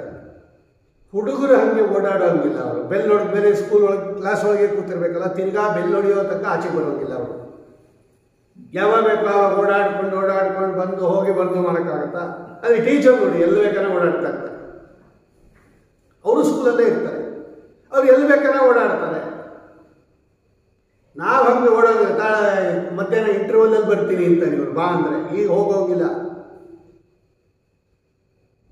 ಈ ಜಗತ್ತಿನಲ್ಲೇ ಬೇರೆ ಬೇರೆ ವ್ಯವಸ್ಥೆ ಇದೆ, ವ್ಯತ್ಯಾಸ ಇದೆ ಅಂದಾಗ ಭಗವಂತನಿಗೂ ನಮಗೂ ಏನು? ಭಗವಂತನಿಗೆ ಯಾವ ಕಾರ್ಯ ಮಾಡಿದರೂ ಕೂಡ ಪಾಪ ಬರಲ್ಲ. ಪಾಪ ಲೇಪ ಇಲ್ಲ ಭಗವಂತನಿಗೆ. ಚಿಂತಾ ಸಂತಾಪ ಲೇಪೋದ್ಭವ ಮುಖರಾಶೇಷ ದೋಷಾತಿ ದೂರ. ಟೀಕಾಕೃತ್ಪಾದರು ಹೇಳ್ತಾರೆ, ಚಿಂತಾ ಸಂತಾಪ ಅಲೇಪ, ಪಾಪ ಪುಣ್ಯಗಳ ಲೇಪ ಇಲ್ಲ ಭಗವಂತನಿಗೆ. ಇಷ್ಟಾಗಿ ಭಗವಂತನಿಗೆ ಯಾರು ತಂದೆ ಇಲ್ಲ, ತಾಯಿ ಇಲ್ಲ, ಅವಳು ಸುಮ್ಮನೆ ಒಬ್ಬ ಹೆಂಗಸಷ್ಟೇ. ನಾನು ನಿನ್ನೆ ಹೇಳಿದ್ದೆ, ಏನು ನಿಜವಾದ ತಾಯಿನ? ಹಡದ ತಾಯಿ ಏನಲ್ಲ. ಮತ್ತು ದಾಸರಾಯರು ಹಡೆದ ತಾಯಿಯ ಶಿರವ ತರಿದ ಅಂತವಲ್ಲ, ನೀವು ಹಡದಿಲ್ಲ ಅಂತೀರ. ಅವ್ರು ಹಡೆದಿದ್ದಾರೆ ಅಂತಾರೆ, ನೀವು ಹಡೆದಿಲ್ಲ ಅಂತೀರ. ಅದಕ್ಕೆ ಹಿಂಗರ್ಥ. ತಾಯಿಯ ಉದರದಲ್ಲಿ ಹೊಸದಾಗಿ ದೇಹ ಬಂದರೆ ಅದಕ್ಕೆ ಹಡೆಯೋದು ಅಂತ ಕರೆಯೋದು. ತಾಯಿಯ ಉದರದಲ್ಲಿ ದೇಹ ಬರಬೇಕು, ಮೊದಲು ದೇಹ ಇರಬಾರ್ದು. ತಾಯಿಯ ಉದರದಲ್ಲಿ ಯಾರಿಗೆ ದೇಹ ಬರುತ್ತೋ ಅದಕ್ಕೆ ಹಡೆಯೋದು ಅಂತ ಕರೆಯೋದು. ಸೂತ, ಸೂಯಿಂಗ್ ಪ್ರಾಣಿ ಪ್ರಸವೇ. ಭಗವಂತನಿಗೆ ತಾಯಿಯ ಉದರದಲ್ಲಿ ದೇಹ ಬರಲ್ಲ. ತಾಯಿಯಿಂದ ಏನೂ ಬೆನಿಫಿಟ್ ಇಲ್ಲ ಭಗವಂತನಿಗೆ. ತಾಯಿಯ ಉದರದಲ್ಲಿ ಇರ್ತಾನೆ ಭಗವಂತ. ಗರ್ಭಸ್ತುತಿ ಅಂತ ಬಹಳ ಪ್ರಸಿದ್ಧ ದಶಮಸ್ಕಂದದಲ್ಲಿ. ತಾಯಿಯ ಗರ್ಭದಲ್ಲಿದ್ದ ಭಗವಂತ ಬ್ರಹ್ಮಾದಿ ದೇವತೆಗಳೆಲ್ಲ ಭಗವಂತನನ್ನ ಸ್ತೋತ್ರ ಮಾಡ್ಯಾರೆ, ಗರ್ಭದಲ್ಲಿರುವ ಭಗವಂತನನ್ನ ಸ್ತೋತ್ರ ಮಾಡ್ಯಾರೆ. ಅದಕ್ಕೆ ಗರ್ಭಸ್ತುತಿ ಅಂತ ಕರೀತಾರೆ. ತಾಯಿಯ ಉದರದಿಂದ ಹೊರಗೆ ಬರ್ತಾನೆ ಭಗವಂತ. ಆದರೆ ದೇಹ ಅದೇ ಒರಿಜಿನಲ್ ದೇಹ. ತಾಯಿಯ ಉದರದಲ್ಲಿ ಭಗವಂತನಿಗೆ ಹೊಸದಾಗಿ ದೇಹ ಬರೋದಿಲ್ಲ. ದೇಹ ಸಹಿತ ಕೊರವಂಟ ಅಂತಾರೆ ವಾದಿರಾಜ ಸ್ವಾಮಿಗಳು ಲಕ್ಷ್ಮೀ ಶೋಭಾನದಲ್ಲಿ. ದೇಹ ಸಹಿತ ಪ್ರವೇಶ ಮಾಡ್ತಾನೆ, ದೇಹ ಸಹಿತ ಬರ್ತಾನೆ. ನಾವು ದೇಹ ಇಲ್ಲದೆ ಪ್ರವೇಶ ಮಾಡ್ತೀವಿ, ದೇಹ ತಗೊಂಡು ಆಚೆ ಕಡೆ ಬರ್ತೀವಿ. ತಾಯಿಯ ಉದರದಲ್ಲಿ ಓಂ ಯೋನೇಹಿ ಶರೀರಂ ಓಂ ಸೂತ್ರ. ಹಡಿಯುವುದು ಅಂದ್ರೆ ಆ ಕೂಸಿಗೆ ದೇಹವನ್ನು ಕೊಡೋದು ಅಂತ ಅರ್ಥ. ದೇಹ ಭಗವಂತನಿಗೆ ಕೊಡೋದಿಲ್ಲ, ಆದ್ದರಿಂದ ಅವಳು ಹಡೆದವಳಲ್ಲ. ಅವಳಿಂದ ಹೊರಗೆ ಬಂದ ಅನ್ನೋ ಅರ್ಥ ಇಟ್ಕೊಂಡು ಹಡೆದ ಅಂತ ದಾಸರಾಯರು ಪ್ರಯೋಗ ಮಾಡಿರೋದು. ನಿಜವಾಗಲೂ ಅದಕ್ಕೆ ತಾಯಿ ಯಾರೂ ಇಲ್ಲ ಭಗವಂತನಿಗೆ, ಜನನಿ ಯಾರೂ ಇಲ್ಲ ಭಗವಂತನಿಗೆ. ಅಪರಾಧ ಮಾಡಿದವರನ್ನು ಶಿಕ್ಷೆ ಮಾಡೋದು ಭಗವಂತನ ನಿಯಮ. ತಾಯಿ ಅಲ್ಲ, ಹೆಂಗಸು ಅಂತ ನೋಡಲ್ಲ ಭಗವಂತ. ಅಪರಾಧ ಮಾಡಿದರೆ ಶಿಕ್ಷೆ, ಚೆನ್ನಾಗಿ ಪುಣ್ಯ ಮಾಡಿದರೆ ಅವರಿಗೆ ರಕ್ಷೆ. ಭಗವಂತನ ನಿಯಮನೇ ಅದು. ನ್ಯಾಯೋ ಹಿ ದಂಡ ಕೃತ ಕಿಲ್ಬಿಷೇಸ್ಮಿನ್ ತವಾವತಾರ ಖಲ ನಿಗ್ರಹಾಯ. ಭಗವಂತ ಹಂಗೆ ಹೇಳುತ್ತೆ. ಕಾಳಿಂಗ ಮರ್ದನ ಮಾಡಿದಾಗ ಕಾಳಿಂಗನ ಪತ್ನಿಯರೆಲ್ಲ ಸ್ತೋತ್ರ ಮಾಡ್ತಾರೆ ಭಗವಂತನನ್ನ. ಸ್ವಾಮಿ, ನೀ ಮಾಡಿದ್ದು ಸರಿಯಾಗಿದೆ, ನಮ್ಮ ಯಜಮಾನರನ್ನ ನೀನು ತುಳಿದಿಯಲ್ಲ, ಅವರ ಒಳಗಡೆ ಇರ್ತಕ್ಕಂತಹ ವಿಷವನ್ನೆಲ್ಲ ಆಚೆಗೆ ಕಳಿಸ್ದೆಯಲ್ಲ, ನೀನು ಸರಿಯಾಗಿದೆ ಅಂತಾರೆ ಅವರು. ನಮ್ಮ ಯಜಮಾನರಿಗೆ ಒಳ್ಳೆ ಶಿಕ್ಷೆ ಕೊಟ್ಟಿದ್ಯಾ ನೀನು. ನ್ಯಾಯೋ ಹಿ ದಂಡ ಕೃತ ಕಿಲ್ಬಿಷೇಸ್ಮಿನ್. ನೀನೇನು ದಂಡ ಕೊಟ್ಟಿದ್ಯಾ, ಇವತ್ತು ತುಳಿದಿದ್ಯಾ, ಅವನ್ನ ಸರಿಯಾಗಿ ಮಾಡಿದ್ಯಾ. ತವಾವತಾರ ಕಲ ನಿಗ್ರಹಾಯ. ನೀನು ಅವತಾರ ಮಾಡಿರೋದೇ ದುಷ್ಟರನ್ನು ಸಂಹಾರ ಮಾಡೋದಕ್ಕೆ. ಕೆಲಸ ತಪ್ಪು ಮಾಡಿದ್ರು ನಮ್ಮ ಯಜಮಾನರು, ಆ ವಿಷ ಉಳಿದ್ರು. ನದಿಯನ್ನು ವಿಷಮಯವಾಗಿ ಮಾಡೋದು ಅಂದ್ರೆ ಏನರ್ಥ? ಎಷ್ಟೊಂದು ಪ್ರಾಣಿಗಳು, ಹಸುಗಳು, ಕರುಗಳು, ಗೋಪಾಲಕರು, ಗೋಪಿಕಾಸ್ತ್ರೀಯರೆಲ್ಲ ಕುಡಿತಾರೆ ಅದನ್ನ. ಆ ಕುಡಿಯೋ ನೀರನ್ನು ವಿಷಮಯವಾಗಿ ಮಾಡೋದು ಕೆಟ್ಟ ಕೆಲಸ ಅಲ್ಲ. ಯಾರು ಕೆಟ್ಟ ಕೆಲಸ ಮಾಡ್ತಾರೋ ಅವರನ್ನ ಶಿಕ್ಷೆ ಮಾಡೋದು ನಿನ್ನ ನಿಯಮ. ಇವರು ಮಾಡಿದ್ರು, ನೀ ಮಾಡಿದ್ಯಾ. ಈಗ ಅವ್ರಿಗೆ ತಪ್ಪು ಗೊತ್ತಾಗಿದೆ, ಇನ್ನು ಮೇಲೆ ಅಂತ ಕೆಲಸ ಮಾಡಲ್ಲ. ಅವರನ್ನು ಸಂಹಾರ ಮಾಡಬೇಡ, ಶಿಕ್ಷೆಯನ್ನ ಕೊಟ್ಟಿದ್ಯಾ, ಸಾಕು, ಸಂಹಾರ ಮಾಡಬೇಡ ಅಂತ ಕಾಳಿಂಗನ ಪತ್ನಿಯರೆಲ್ಲ ಕೇಳ್ಕೋತಾರೆ. ಅದಕ್ಕೆ ಭಗವಂತ ಅವನು ಬಿಟ್ಟುಬಿಟ್ಟ ಅಂತ ಭಾಗವತದಲ್ಲಿದೆ. ಯಾರ್ಯಾರು ತಪ್ಪು ಮಾಡ್ತಾರೋ ಎಲ್ಲರನ್ನ ಭಗವಂತ ಶಿಕ್ಷೆ ಮಾಡ್ತಾನೆ ನೋಡ್ರಿ. ಭಗವಂತನಿಗೆ ಯಾರು ತಂದೆ ತಾಯಿ ಚಿಕ್ಕಪ್ಪ ದೊಡ್ಡಪ್ಪ ನಾದ್ನಿ ಅದೆಲ್ಲ ಯಾರಿಲ್ಲ. ಜೀವರಾಶಿಗಳು ಶಿಕ್ಷೆ ತಪ್ಪು ಮಾಡಿದ್ರೆ ಶಿಕ್ಷೆ, ಅಪರಾಧ ಮಾಡದೆ ಇದ್ರೆ ರಕ್ಷೆ. ಇದು ಭಗವಂತನ ತತ್ವ. ನಿರಪರಾಧಿಗಳಿಗೆ ಶಿಕ್ಷೆ ಇಲ್ಲ, ಅಪರಾಧಿಗಳು ತಪ್ಪಿಸ್ಕೊಂಡು ಹೋಗುವಂಗಿಲ್ಲ ಭಗವಂತನಿಂದ. ಆ ಬಾಲವನ್ನ ಎತ್ತಿ ಹಿಡಿಯೋದ್ರ ಮೂಲಕ ತೋರಿಸ್ತಾ ಇದ್ದಾನೆ ಭಗವಂತ. ಕಾಳಿಂಗ ಮರ್ದನದಲ್ಲಿ ಹೆಡೆಯನ್ನ ತುಳಿದ, ಬಾಲವನ್ನ ಎತ್ತಿದ. ಬಾಲ ಎತ್ತಿ ಹಿಡ್ಕೊಂಡಿದ್ದಾನೆ ಭಗವಂತ ಕಾಳಿಂಗ ಮರ್ದನ ಮಾಡುವಾಗ. ನೋಡ್ರಿ ಬೇಕಾರೆ ಒಂದು ಕೈಯಲ್ಲಿ ಬಾಲವನ್ನ ಎತ್ತಿದ್ದಾನೆ, ಕಾಲಿನಿಂದ ಹೆಡೆಯನ್ನ ತುಳಿತಾ ಇದ್ದಾನೆ. ಯಾಕೆ ಭಗವಂತ ಬಾಲವನ್ನ ಎತ್ತಿ ಹಿಡಿದಿದ್ದಾನೆ?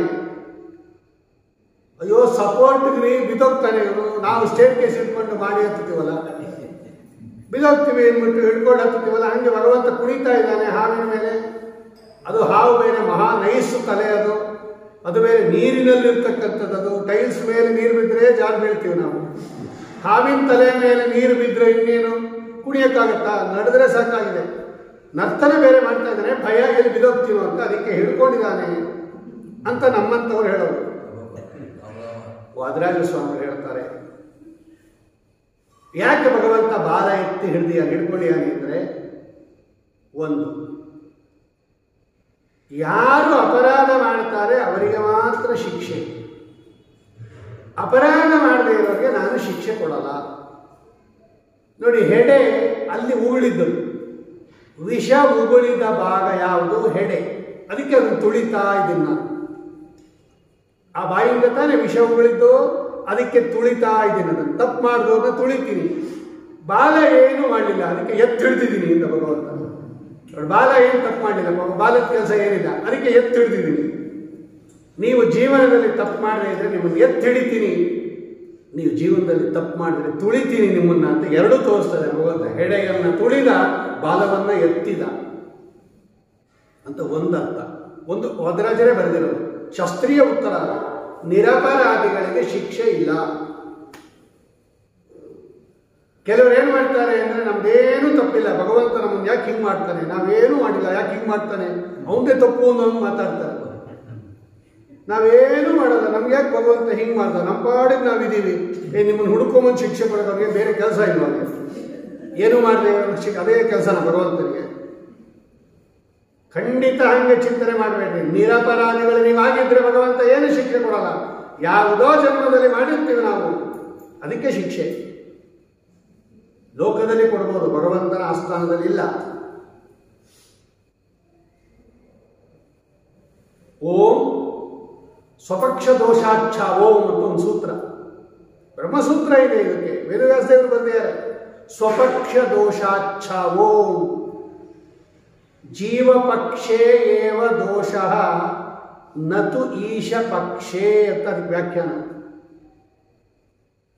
ಜೀವರುಗಳಲ್ಲಿ ದೋಷವೇ ಹೊರತು ಪರಮಾತ್ಮನಲ್ಲಿ ದೋಷ ಇಲ್ಲ, ನಿಮ್ದೇ ತಪ್ಪು. ನೀವು ಇವಾಗ ಮಾಡಿಲ್ಲದೆ ಇರ್ಬೋದು, ಜನ್ಮಾಂತರದಲ್ಲಿ ಮಾಡಿರ್ತೀರ ನೀವು, ಅದಕ್ಕೆ ಭಗವಂತ ನಿಮ್ಗೆ ಶಿಕ್ಷೆ ಕೊಡ್ತಾ ಇದ್ದಾನೆ. ನೀವು ಯಾವ ಜನ್ಮದಲ್ಲಿ ಏನೂ ಮಾಡದೇ ಇದ್ರೆ ನಿಮ್ಗೇನು ಕೊಡಲ್ಲ ಭಗವಂತ. ಅಪಾಪ ಮಸುರ ಸುಖಂ ನರಸಿಂಹಾವತಾರದಲ್ಲಿ ಹೇಳ್ತಾನೆ ಭಗವಂತ ಭಾಗವತದಲ್ಲಿ. ಯಾಕೆ ಪ್ರಹ್ಲಾದರಾಜರಿಗೆ ಇಷ್ಟೆಲ್ಲ ಶಿಕ್ಷೆ ಕೊಟ್ಟರು ಏನಾಗಲಿಲ್ಲ? ಆನೆಯಿಂದ ತುಳಿಸಿದ್ರು, ಭೂಮಿಯಲ್ಲಿ ತಂದಿಟ್ಟರು, ಭೂಮಿ ಬೆಟ್ಟದಿಂದ ಬೀಳಿಸಿದ್ರು, ಹಿಮದಲ್ಲಿ ನಿಲ್ಲಿಸಿದ್ರು, ಅಗ್ನಿಯಲ್ಲಿ ನಿಲ್ಲಿಸಿದ್ರು, ಗಾಳಿ ಚಲಿಸಿದ್ರು, ಯಾಕೆ ಏನಾಗಲಿಲ್ಲ? ಅಪಾಪಂ.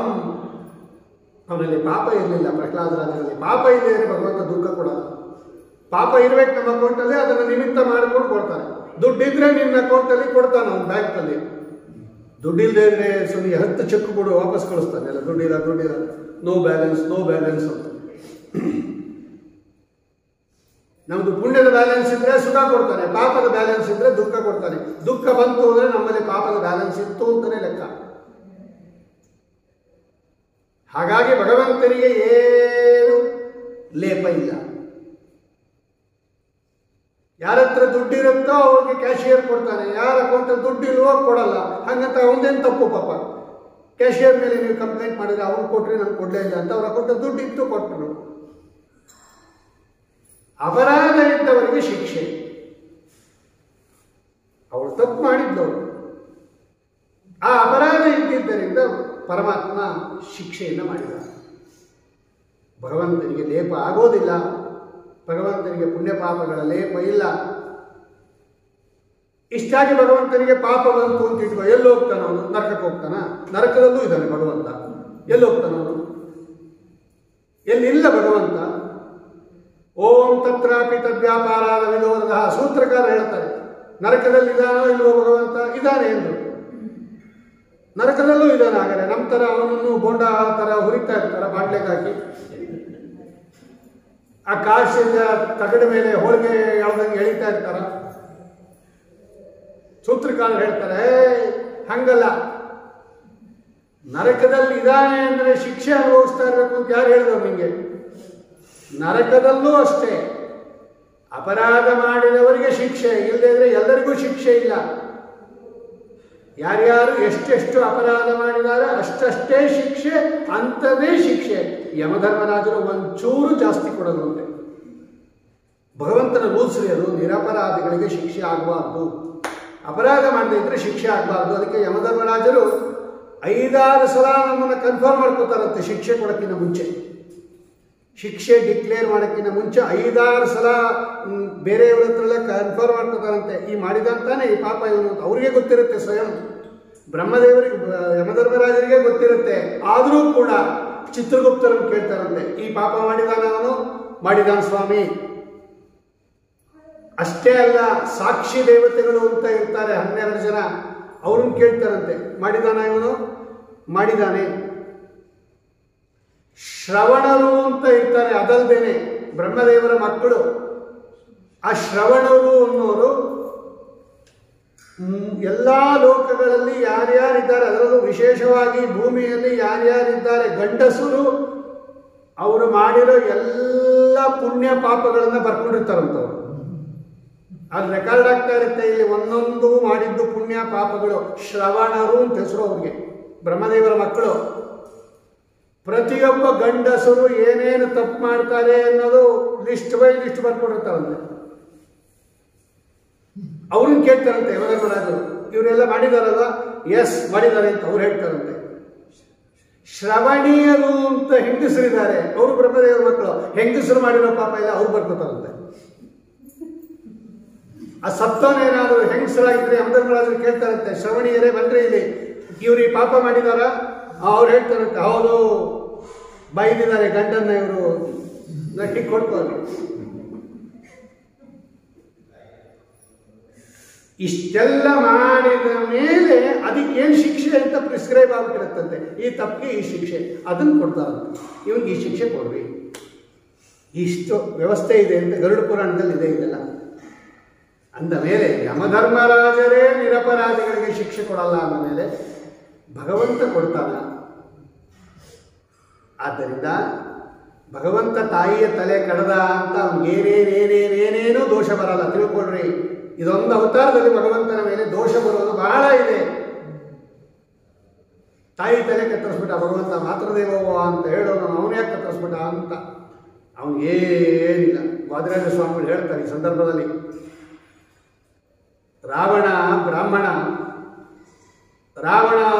ಬ್ರಾಹ್ಮಣನನ್ನ ಸಂಹಾರ ಮಾಡಿದ್ದಕ್ಕೆ ಬ್ರಹ್ಮಹತ್ಯೆ ಬಂದ್ಬಿಡ್ತು ರಾಮದೇವರಿಗೆ. ಆ ಬ್ರಹ್ಮಹತ್ಯವನ್ನ ರಾಮೇಶ್ವರದಲ್ಲಿ ಶಿವಲಿಂಗ ಸ್ಥಾಪನೆ ಮಾಡಿ ಕಳ್ಕೊಂಡ. ಎಲ್ಲರೂ ಹಿಂಗೆ ಹೇಳೋದು ಕತೆ, ಅಲ್ಲೂ ಹಿಂಗೆ ಹೇಳೋದು ರಾಮೇಶ್ವರದಲ್ಲಿ. ವಾದರಾಜರು ಕೇಳ್ತಾರೆ, ಪ್ರಳಯ ಕಾಲದಲ್ಲಿ ಎಷ್ಟು ಜನ ಬ್ರಾಹ್ಮಣರನ್ನ ಸಂಹಾರ ಮಾಡ್ತಾನೆ ಭಗವಂತ, ಎಷ್ಟು ಈಶ್ವರನ ಲಿಂಗ ಪ್ರತಿಷ್ಠಾಪನೆ ಮಾಡಬೇಕು? ಒಬ್ಬೊಬ್ರು ಒಂದೊಂದು ಅಂದ್ರೆ ಎಲ್ಲಿ ಪ್ರತಿಷ್ಠಾಪನೆ ಮಾಡಬೇಕು? ಎಲ್ಲಿ ಜಾಗ ಇರುತ್ತೆ? ಆಲದೆಲೆಯ ಮೇಲೆ ಲಿಂಗ ಇರಿಸುವರೆ ಕೇಳ್ತಾರೆ ಅವರು ಲಕ್ಷ್ಮೀ ಶೋಭಾನೆಯಲ್ಲಿ. ಎಲ್ಲಿ ಜಾಗ ಇಲ್ಲಪ್ಪ ಇರುತ್ತೆ? ಪ್ರಳಯ ಕಾಲದಲ್ಲಿ ಜಾಗನೇ ಇಲ್ಲ. ಇವ್ರು ಎಷ್ಟೊಂದು ಜನ ಬ್ರಾಹ್ಮಣರನ್ನ, ಋಷಿಗಳನ್ನ, ಸನ್ಯಾಸಿಗಳನ್ನ ಎಲ್ಲಾನು ಸಂಹಾರ ಮಾಡ್ಬಿಡ್ತಾನೆ ಭಗವಂತ. ಎಷ್ಟು ಲಿಂಗ ಪ್ರತಿಷ್ಠಾಪನೆ ಮಾಡಬೇಕು?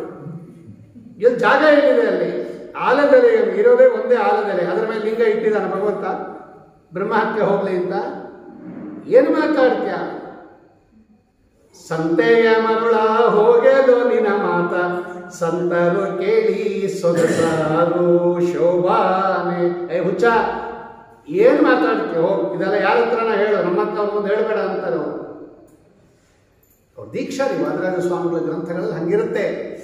ಭಾರ್ಯಾಪರಾಧ ಕುಪಿತಾರ್ಯಾಜ್ಞಯ ಕಲಿತ ನಾರ್ಯಾತ್ಮ ಸೂಗಲ ತರೋ ಕಾರ್ಯಾಪರಾಧಮ ವಿಚಾರ್ಯಾರ್ಯಮೋಘ ಜೈ ವೀರ್ಯಾಮಿತಾಮೈದಯ.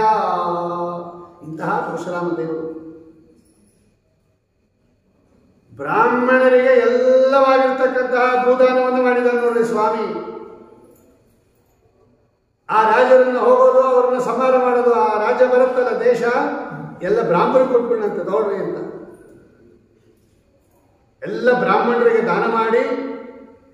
ದಾನ ಮಾಡಿರ್ತಕ್ಕಂತಹ ಜಾಗದಲ್ಲಿ ತಾನಿರಬಾರ್ದು ಅಂತೇಳಿ ಹೊಸದಾಗಿ ಜಾಗ ಸೃಷ್ಟಿ ಮಾಡ್ಕೊಂಡಿದ್ದಾನೆ ಭಗವಂತ. ಎಲ್ಲೆಲ್ಲಿ ಹೋಗ್ತಾನೋ ಅವೆಲ್ಲ ಗೆಲ್ಲೋದು, ಆ ಜಾಗವನ್ನು ಬ್ರಾಹ್ಮಣರು ಕೊಟ್ಬಿಡೋದು. ಒಂದ್ಸಲ ಬ್ರಾಹ್ಮಣ ಕೊಟ್ಮೇಲೆ ನಾವು ಅದನ್ನ ಉಪಯೋಗಿಸ್ಕೋಬಾರ್ದಲ್ವ? ಛತ್ರಿ ದಾನ ಮಾಡಿರ್ತಾನೆ, ಮಳೆ ಬರ್ತಾ ಇರುತ್ತೆ, ಆಚಾರ್ಯ ಆ ಛತ್ರಿ ಕೊಡಿ, ನಾನೇ ಅಲ್ವಾ ಕೊಟ್ಟಿದ್ದು, ನೀವು ಕೊಡ್ರಿ. ಮನೆಗೆ ಹೋಗ್ಬಿಟ್ಟು ನಾಳೆ ತಂದು ಕೊಡ್ತೀನಿ, ನಾನೇ ಕೊಟ್ಟಿ ಛತ್ರಿ ಕೊಡಿ ಅಂತ ತೊಗೊಂಡೋಗ್ರಿ, ಪರವಾಗಿಲ್ಲ, ನಾನೇ ಕೊಟ್ಟಿದ್ದು ಛತ್ರಿ ನಂಗೆ ಕೊಡಿ, ವಾಪಸ್ ತಗೊಂಡು ಉಪಯೋಗಿಸ್ಕೋಬಾರ್ದು ಅಂತಾರೆ ಅವರು. ನೋಡ್ರಿ ಪರಶುರಾಮ ದೇವರು ತೋರಿಸ್ಕೊತಾರೆ, ಇಂಥದ್ದೆಲ್ಲ ಜೀವನದಲ್ಲಿ ಅಳವಡಿಸ್ಕೋಬೇಕು. ತಾಯಿ ತಲೆ ಕತ್ತರಿಸ್ತೀನಿ ಅಂದ್ಬಿಟ್ರೆ ಅಂಥದ್ದೆಲ್ಲ ತೊಗೊಂಡ್ಬಿಡ್ತಾರೆ ಇವರು. ನಮ್ಮಮ್ಮ ಭಾಳ ಕೆಟ್ಟವಳು, ಬೈತಾ ಇರ್ತಾಳೆ, ನಾಳೆ ಚಂದ ಅಂತ ಹಾರಿಸ್ಬಿಡ್ತೀನಿ ತಲೆ ಅಂತ, ಜೈ ಪರಶುರಾಮ ಅಂತ ತಲೆ ಹಾರಿಸ್ಬಾರ್ದು. ಯಾವುದನ್ನು ತಗೋಬೇಕು ಅದನ್ನು ತಗೋಬೇಕು. ಆಚಾರ್ಯ ಹೇಳ್ತಾರೆ, ಇದನ್ನ ನಮ್ಮ ಮೇಲೆ ಆಕ್ಷೇಪ ಮಾಡಿದ್ದಾರೆ ಅವರು. ಆಚಾರ್ಯರು ಏನು ಹೇಳಿದ್ರು? ಭಗವಂತ ಸಂಧ್ಯಾವಂದನೆ ಮಾಡಬೇಕು ಅಂತ ಹೇಳಿದಾನೆ, ತಾನು ಮಾಡಿದಾನೆ, ನಾವು ಮಾಡಬೇಕು ಅಂತಲೇ ಭಗವಂತ ಮಾಡಿರೋದು. ಗೋದಾನ ಕೊಟ್ಟಿದ್ದಾನೆ ಕೃಷ್ಣ ಪರಮಾತ್ಮ, ರಾಮದೇವರು ಗೋದಾನ ಮಾಡಿದ್ದಾರೆ, ನೀವು ಮಾಡಿ ಅಂತಲೇ ನಾವು ಭಗವಂತ ಮಾಡಿದ್ದು. ಹಂಗೇನೆ ಭಗವಂತ ತಾಯಿ ತಲೆ ಕತ್ತರಿಸಿದಾನೆ, ಹಂಗಂತ ನಾವು ಕತ್ತರಿಸ್ಬಿಡಕ್ಕಾಗತ್ತಾ ಅಂತ ಕೇಳ್ದ ಅವನು. ಅದಕ್ಕೆ ಆಚಾರ್ಯ ಹೇಳಿದ್ರು, ಯಾವುದು ನಿನಗೆ ನಿಷಿದ್ಧ ಇದೆ ಅದನ್ನು ಮಾಡಬಾರ್ದು. ಭಗವಂತ ಮಾಡಿದಾನೆ ಅಂತ ಮಾತ್ರಕ್ಕೆ, ಈಗ ತಂದೆ ಸಂಧ್ಯಾವಂದನೆ ಮಾಡ್ತಾನಪ್ಪ, ಮಗನೂ ಮಾಡಬೇಕು. ನಮ್ಮ ತಂದೆ ಸಂಧ್ಯಾವಂದನೆ ಮಾಡ್ತಾರೆ, ನಾವು ಮಾಡಬೇಕು. ಏಕಾದಶಿ ಉಪವಾಸ ಮಾಡ್ತಾರೆ ತಂದೆ, ನಾವು ಏಕಾದಶಿ ಉಪವಾಸ ಮಾಡಬೇಕು. ಚಾತುರ್ಮಾಸ್ಯ ಮಾಡ್ತಾರೆ ತಂದೆ, ನಾವು ಚಾತುರ್ಮಾಸ್ಯ ಮಾಡಬೇಕು. ಅಪ್ಪ ಮಾತ್ರ ತಗೋತಾನೆ, ನಾವು ತಗೋಬೇಕು ಅಂತಾನೆ? ಅಪ್ಪ ಮಾಡಿದ್ದೆಲ್ಲ ನಾವು ಮಾಡೋಕ್ಕಾಗತ್ತೆ ಅಂದರೆ, ಅವನಿಗೆ ಕೆಮ್ಮು ಏನೋ ಗೂಡು, ಅವನ ದಿನ ಅದು ಮಾತ್ರ ತಗೋತಾ ಇರ್ತಾನೆ, BP, ನಾವು ತಗೋಬೇಕಾ? ಅಪ್ಪ ಮಾಡಿದ್ದೆಲ್ಲ ಮಾಡೋಕ್ಕಾಗತ್ತಾ? ಇಲ್ಲ, ಲೋಕದಲ್ಲಿ ಹಂಗೆ ಮಾಡೋದೂ ಇಲ್ಲ, ಮಾಡೋಕ್ಕಾಗೋದೂ ಇಲ್ಲ. ಯಾವುದು ನಿನಗೆ ಹೇಳಿದ್ದಾರೆ ಅದನ್ನು ಮಾಡಬೇಕು. ಅಪ್ಪ ಮಾಡಿದ್ದೆಲ್ಲ ಮಾಡು ಅಂತ ಹೇಳಕ್ಕಾಗತ್ತಾ? ಹಂಗೆ ಆಚಾರ್ಯರು ಉತ್ತರ ಕೊಡ್ತಾರೆ, ಅನಿಷಿದ್ಧತ್ತು. ಯಾವುದು ನಿಷಿದ್ಧವೋ ಅದು ಮಾಡಬಾರ್ದು, ಯಾವುದು ಅನಿಷಿದ್ಧನೋ ಭಗವಂತ ಮಾಡಿದ್ದೆಲ್ಲ ಮಾಡಬೇಕು. ಸಂಧ್ಯಾವಂದನೆ ಹೇಳಿದ್ದಾರೆ, ವಿಧಿ ಮಾಡಬೇಕು ಅಂತ ಅದನ್ನು ಆಕ್ಷೇಪ ಮಾಡಿದ. ಭಗವಂತ ಗೋಪಿಕಾ ಸ್ತ್ರೀಯರ ಜೊತೆಯಲ್ಲಿ ವಿಹಾರ ಮಾಡಿದ, ನಾವು ಮಾಡೋಕ್ಕಾಗತ್ತಾ? ಭಗವಂತ ಆಟ ಆಡಿದ್ದಾನೆ ಗೋಪಿಕಾ ಸ್ತ್ರೀಯರ ಜೊತೆಯಲ್ಲಿ ಅಂತ ನಾವು ಆಟ ಆಡೋಕ್ಕಾಗತ್ತಾ? ನಿಂಗೆ ನಿಷಿದ್ಧ ಅದು. ನೋಡಿ, ಭಗವಂತನಿಗೆ ವಿಧಿ ನಿಷೇಧಗಳಿಲ್ಲ, ಅವನು ಮಾಡಿದ್ದೆಲ್ಲ ಮಾಡೋಕ್ಕಾಗಲ್ಲ. ನಿನಗೆ ನಿಷೇಧ, ಯಾವ ನಿನಗೆ ನಿಷೇಧ ಅಂತಿದೆ ಅದು ಭಗವಂತ ಮಾಡಿದ್ದು ಕೂಡ ನೀವು ಮಾಡಬಾರ್ದು ಅಂತ ರೂಲ್ಸು. ಇಷ್ಟನ್ನ ಆಮೇಲೆ ಬ್ರಾಹ್ಮಣನಿಗೆ ಕೊಟ್ಟ ಭಗವಂತ. ಬ್ರಾಹ್ಮಣನಿಗೆ ಕೊಟ್ಟ ಜಾಗದಲ್ಲಿ ನಾನಿರಬಾರ್ದು, ಎಲ್ಲೋ ಇರಬೇಕಲ್ವ ಪರಶುರಾಮ ದೇವರು. ಇಡೀ ಭೂಮಂಡಲವನ್ನು ಬ್ರಾಹ್ಮಣರಿಗೆ ಕೊಟ್ಬಿಟ್ಟ ದಾನ. ಈಗ ಪರಶುರಾಮ ದೇವರು ಎಲ್ಲಿರಬೇಕು? ದಾನ ಕೊಟ್ಟಿರ್ತಕ್ಕಂತಹ ಪಾತ್ರವನ್ನು ನಾವು ತಗೋಬಾರ್ದು. ಮತ್ತೆ ಇದಕ್ಕೆ ದತ್ತಾಪಹಾರ, ದೋಷ. ಅದಕ್ಕೆ ಭಗವಂತ ಏನು ಮಾಡ್ದ ಅಂದರೆ, ಹೊಸದಾಗಿ ಜಾಗ ಸೃಷ್ಟಿ ಮಾಡಿಕೊಂಡಂತೆ. ಈ ಭೂಮಿನೇ ಬೇಡ ಅಂದ್ಬಿಟ್ಟು ಹೊಸದಾಗಿ ಭೂಮಿಯನ್ನು ಸೃಷ್ಟಿ ಮಾಡಿಕೊಂಡ. ಹೆಂಗೆ ಮಾಡ್ದ ಭಗವಂತ ಅಂದರೆ, ಈ ಸಮುದ್ರ ಇದೆಲ್ಲ ಅದನ್ನು ಹಿಂದೆ ತಳ್ಳಿಬಿಟ್ನಂತೆ. ಸ್ವಲ್ಪ ಸಮುದ್ರವನ್ನ ಹಿಂದೆ ತಳ್ಳಿ ಅಲ್ಲಿ ಹೊಸದಾಗಿ ಜಾಗ ಆಯ್ತಲ್ಲ, ಆ ಜಾಗದಲ್ಲಿ ಇದ್ದಾನಂತೆ. ಅದನ್ನೇ ಇವತ್ತು ಪರಶುರಾಮ ಕ್ಷೇತ್ರ ಅಂತ ಕರೆಯೋದು. ವಾದರಾಜ ಸ್ವಾಮಿಗಳು ಪರಶುರಾಮ ಕ್ಷೇತ್ರವನ್ನು ವರ್ಣನೆ ಮಾಡುವಾಗ ಈ ಮಾತನ್ನ ಆಡ್ತಾರೆ. ಗೋಕರ್ಣದಲ್ಲಿ ನಿಂತ್ಕೊಂಡು ಭಗವಂತ ಒಂದು ಬಾಣ ತಗೊಂಡು, ಆ ಬಾಣ ಬಿಟ್ಟ ಗೋಕರ್ಣದಲ್ಲಿ ನಿಂತ್ಕೊಂಡು, ಇದೇ ಪರಶುರಾಮ ದೇವರು ಗೋಕರ್ಣ ಏನಿದೆ ಆ ಗೋಕರ್ಣದಲ್ಲಿ ನಿಂತ್ಕೊಂಡು ಸಮುದ್ರದ ಕಡೆ ನಿಂತ್ಕೊಂಡು ಒಂದು ಬಾಣ ಬಿಟ್ಟ ಭಗವಂತ. ಆ ಬಾಣ ಎಷ್ಟು ದೂರ ಹೋಗುತ್ತೋ ಅಷ್ಟು ತಳ್ಳಿಬಿಟ್ಟ ಸಮುದ್ರ ಹಿಂದೆ. ಅದೇ ಇವತ್ತು ಎಲ್ಲ ಪರಶುರಾಮ ಕ್ಷೇತ್ರ, ಉಡುಪಿ, ಕೊಲ್ಲೂರು, ಆ ಕಡೆ ಯಾವ್ಯಾವ ಕ್ಷೇತ್ರ ಇದೆ ಅದಕ್ಕೆಲ್ಲ ಪರಶುರಾಮ ಕ್ಷೇತ್ರ ಅಂತ ಕರೀತಾರೆ. ನಮ್ದೆಲ್ಲ ರಾಮಕ್ಷೇತ್ರ, ಅವ್ರದ್ದೆಲ್ಲ ಪರಶುರಾಮ ಕ್ಷೇತ್ರ. ಕರ್ಣೇ ಪದನ್ಯಸ್ತರುಚಿರಿರಂಸು ವಾರಾಶಿ ವಸ್ತ್ರಂ ಜಗನ್ನಾದ್ಯಸ್ಯ. ವಾದರಾಜರು ವರ್ಣನೆ ಮಾಡ್ತಾರೆ. ಅಮೂಮುಚ ಬಾಣ ಕಡೇನ ಭೂಮೆ ಶ್ರೀ ಭಾರ್ಗವಸ್ಸ ಕ್ಷಿತಿ ಜಯಸ್ಸ ಜೈತಿ ಕ್ಷಿತಿರ್ನಃ ಅಂತಾರೆ. ಅಂತಹ ಕೆಲಸ ಮಾಡಿರ್ತಕ್ಕಂತಹ ಪರಶುರಾಮ ರೂಪ ವಾದರಾಜ ಸ್ವಾಮಿಗಳು ಅದನ್ನು ವರ್ಣನೆ ಮಾಡ್ತಕ್ಕಂಥವರಾಗಿ, ಭಾರ್ಯಾಪರಾಧ ಕುಪಿತರ್ಯಾಜ್ಞಯ ಗಲಿತ ನಾರ್ಯಾತ್ಮ ಸೂಗಲತರೋ ಕಾರ್ಯಾಪರಾಧಮ ವಿಚಾರ್ಯಾರ್ಯ ಮೋಗ ಜೈ ವೀರ್ಯಾಮಿತಾಮಯಿ ದಯಾ. ವಾದರಾಜ ಸ್ವಾಮಿಗಳು ಹೇಳ್ತಾರೆ, ಸ್ವಾಮಿ ನನ್ನಲ್ಲಿ ದಯಾ ಮಾಡು, ಅಪಾರ ಪಾಪ ಮಾಡಿಬಿಟ್ಟಿದ್ದೀನಿ. ನೀನು ದುಷ್ಟ ಕಾರ್ಯವನ್ನು ಮಾಡಿದವ್ರಿಗೆಲ್ಲ ಸೆದೆ ಬಡಿಯಕ್ಕೆ ಪರಶು ಕೊಡಲಿ ಇಟ್ಕೊಂಡಿರೋದು, ನಾನು ಫಸ್ಟು ಆ ಗುಂಪಲ್ಲಿ ಬರೋದು. ಅಂದರೆ ಸಾಮಾನ್ಯ ಜನರೆಲ್ಲ ಎಷ್ಟು ಪಾಪ ಮಾಡಿಬಿಡ್ತೀವಿ ನಾವು. ಇಷ್ಟು ಪಾಪವನ್ನು ಮಾಡಿದ್ದೇ ಸಾಕು. ದಾಸರಾಯರು ಹೇಳ್ತಾರೆ, ಸೃಷ್ಟೀಶ ನೀಯನ್ನು ಉದ್ಧರಿಸಬೇಕು, ಇಷ್ಟು ಪಾಪವನ್ನು ಮಾಡಿದ್ದೇ ಸಾಕು. ಪರಶುರಾಮ ದೇವರೇನಾದರೂ ಇವತ್ತು ಆ ಪಾಪಗಳನ್ನು ಲೆಕ್ಕ ಹಾಕ್ಕೊಂಡು ನಮ್ಮ ತಲೆಯೆಲ್ಲ ಕತ್ತರಿಸ್ಬಿಡ್ಬೇಕು ಭಗವಂತ. ಅವಳು ಮಾಡಿದ ಒಂದು ಸಣ್ಣ ಮಾನಸಿಕ ವ್ಯಭಿಚಾರ. ಆ ಗಂಧರ್ವನನ್ನು ನೋಡ್ತಾ ಇದ್ಲು ಅಷ್ಟೇ, ವಿಹಾರ ಮಾಡೋದು. ಅಷ್ಟರಲ್ಲಿ ನೀನು ಪರಪುರುಷನ ಮೇಲೆ ಗಮನ ಇಟ್ಟು ವಿಚಾರ ಮಾಡಿದ್ಯಾ, ಇದು ಮಾನಸಿಕ ವ್ಯಭಿಚಾರ ಅಂದಾಗ ತಲೆ ಕತ್ತರಿಸಿದ್ದಾರೆ ಅಂದರೆ ಇನ್ನು ನಮ್ಮೆಲ್ಲ ಲೆಕ್ಕ ಹಾಕ್ಕೊಳ್ರಿ. ಬೆಳಗ್ಗೆಯಿಂದ ಹಿಡಿದು ಸಾಯಂಕಾಲ ತನಕ ಟಿವಿ ನೋಡ್ತಾ ಇರ್ತಾನೆ, ಇವನು ಮೊಬೈಲ್ ನೋಡ್ತಾ ಇರ್ತಾನೆ, ಏನೇನು ನೋಡ್ತಾನೋ ಯಾರೇನು ಬಿಡ್ತಾನೋ, ಈ ದಿನಾಲೂ ತಲೆ ಕತ್ತರಿಸ್ತಾ ಇರ್ಬೇಕು ನಮ್ದು. ಅದಕ್ಕೆ ವಾದರಾಜ ಹೇಳ್ತಾರೆ, ಅಮಿತ ದಯಾಮಯಿ ಗುರು ಸ್ವಾಮಿ ಪರಶುರಾಮ, ನನ್ನಲ್ಲಿ ದಯಾ ತೋರು ಸ್ವಾಮಿ, ಅಪರಾಧ ಮಾಡ್ತಾ ಇದ್ದೀನಿ, ಅನಂತ ಅಪರಾಧ ಎನ್ನಲ್ಲಿ ಇರಲಾಗಿ ಭಿನ್ನ ಹಾಕಿ ಬಾಯಿಲ್ಲವಯ್ಯ. ಇದನ್ನೇ ದಾಸರಾಜ ಹೇಳಿದ್ದು. ಒಂದೊಂದು ಅಪರಾಧ ಮಾಡಿದಾಗೂ ನೀನು ಅಷ್ಟಷ್ಟು ಶಿಕ್ಷೆ ಕೊಟ್ಟಿದ್ಯಾ ನಿನ್ನ ಅವತಾರಗಳಲ್ಲಿ. ವಾಮನಾವತಾರದಲ್ಲಿ ಕೊಟ್ಟಿದ್ಯಾ ಬಲಿ ಚಕ್ರವರ್ತಿಗೆ, ಮೋಹಿನಿ ಅವತಾರದಲ್ಲಿ ಅವರಿಗೆಲ್ಲ ದೈತ್ಯರನ್ನ ಸಂಹಾರ ಮಾಡಿದ್ಯಾ, ಅವರು ಕಳ್ತಾ ತಗೊಂಡೋದ್ರು ಅಂತ. ಎಲ್ಲ ಅವತಾರದಲ್ಲಿ ಶಿಕ್ಷೆ ಮಾಡಿದ್ಯಾ. ಹೈಗ್ರೀವತ ವೇದವನ್ನು ಕದ್ದ ಅಂತ ಹೈಗ್ರೀವಾಸುರನ್ನ ಸಂಹಾರ ಮಾಡಿದಿ. ಒಂದೊಂದು ಅವತಾರದಲ್ಲಿ ನೀ ಮಾಡ್ತಾ ಇದೆಯಾ. ಪರಶುರಾಮ ಅವತಾರದಲ್ಲೂ ಮಾಡಿದ್ಯಾ, ಅಪರಾಧ ಮಾಡಿದ, ನಿನ್ನ ತಾಯಿಯನ್ನು ಸಂಹಾರ ಮಾಡಿದ್ಯಾ, ಕತ್ತರಿಸಿದ್ಯಾ. ನಾನು ಎಲ್ಲ ಅಪರಾಧ ಮಾಡಿದ್ದೀನಿ ಭಗವಂತ. ಅದಕ್ಕೆ ಹೇಳ್ತಾರೆ ಅಮಿತ ದಯ, ಅಷ್ಟು ಇಷ್ಟು ದಯಾ ಸಾಲದು ನನ್ನ ಮೇಲೆ, ಅಮಿತ ದಯ, ಅಪರಿಮಿತವಾಗಿರ್ತಕ್ಕಂತಹ ದಯಾವನ್ನು ಮಾಡುವ ಸ್ವಾಮಿ ಅಂತ ಪರಶುರಾಮ ದೇವರು ವರ್ಣನೆ ಮಾಡ್ತಾರೆ. ಪರಶುರಾಮ ದೇವರನ್ನು ವಾದಿರಾಜ ಸ್ವಾಮಿಗಳು ವರ್ಣನೆ ಮಾಡ್ತಾರೆ, ಕನಕದಾಸರು ವರ್ಣನೆ ಮಾಡ್ತಾರೆ. ಅದೇ ದೇವರು ಎಷ್ಟು ಸುಂದರ ಇದೆ ನೋಡ್ರಿ. ಈಗ ಇಷ್ಟು ಹೇಳಿದ್ದನ್ನ 4 ಸಾಲಲ್ಲಿ ಬರೀತಾರೆ. ಸುರ ಪಶುವಿಗೆ ಋಷಿಯನು ಕೊಂದನ ಬಹು ಕರಬಲ ಮುರಿದೆಯೋ ಗೋವಿಂದ. ಆ ಕಥೆ ಎಲ್ಲ ಜ್ಞಾಪಿಸ್ಕೊಡ್ರಿ. ಸುರ ಪಶುವಿಗೆ ಋಷಿಯನು ಕೊಂದನ ಬಹುಕರ ಬಲ ಮುರಿದೆಯೋ ಗೋವಿಂದ. ಕಾರ್ತಿವೀರ್ಯಾರ್ಜುನ ಸಮಾನ. ಸುರ ಪಶುವಿಗೆ, ದೇವಲೋಕದ ಪಶುವನ್ನು ನಂದಿನಿ, ಆ ಪಶುಗೋಸ್ಕರ ಋಷಿಯನ್ನು ಕೊಂದನ, ಅವರ ತಂದೆಯನ್ನು ಸಂಹಾರ ಮಾಡಿರ್ತಕ್ಕಂತಹ ಬಹುಕರ ಬಲ ಮುರಿದೆಯೋ ಗೋವಿಂದ. ತರಹರಿಸದೆ ವಸುದೆಯ ಒಡೆತನ ಭೂ ಸುರರಿಗೆ ನೀಡಿದೆ ಗೋವಿಂದ. ಪರಮ ಪುರುಷ ಹರಿ ಗೋವಿಂದ, ಕರಿವರದ ನಾರಾಯಣ ಗೋವಿಂದ. ತರಹರಿಸದೆ ವಸುದೆಯ ಒಡೆತನ ಭೂಸುರರಿಗೆ ನೀಡಿದೆ ಗೋವಿಂದ.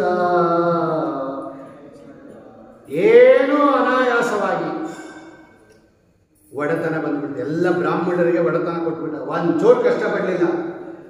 ಯಾವ ರೀತಿಯಾಗಿರ್ತಕ್ಕಂತಹ ಆಯಾಸ ಇಲ್ಲದೇನೆ ಬ್ರಾಹ್ಮಣರು, ಭೂಸುರರು ಅಂದರೆ ಭೂದೇವತೆಗಳಾಗಿರ್ತಕ್ಕಂತಹ ಬ್ರಾಹ್ಮಣರಿಗೆ ವಸುದೆಯ ಒಡೆತನ ನೋಡಿ. ಎಲ್ಲ ರಾಜರುಗಳನ್ನು ಗೆದ್ದು ಆ ಭೂಮಿಯನ್ನ ಬ್ರಾಹ್ಮಣರಿಗೆ ಕೊಟ್ಟು ಎಲ್ಲ ಕಡೆ ಬ್ರಾಹ್ಮಣರಿಗೆ ಒಡೆತನ ಕೊಟ್ಬಿಟ್ಟ ಸ್ವಾಮಿ ಪರಶುರಾಮ ದೇವರು.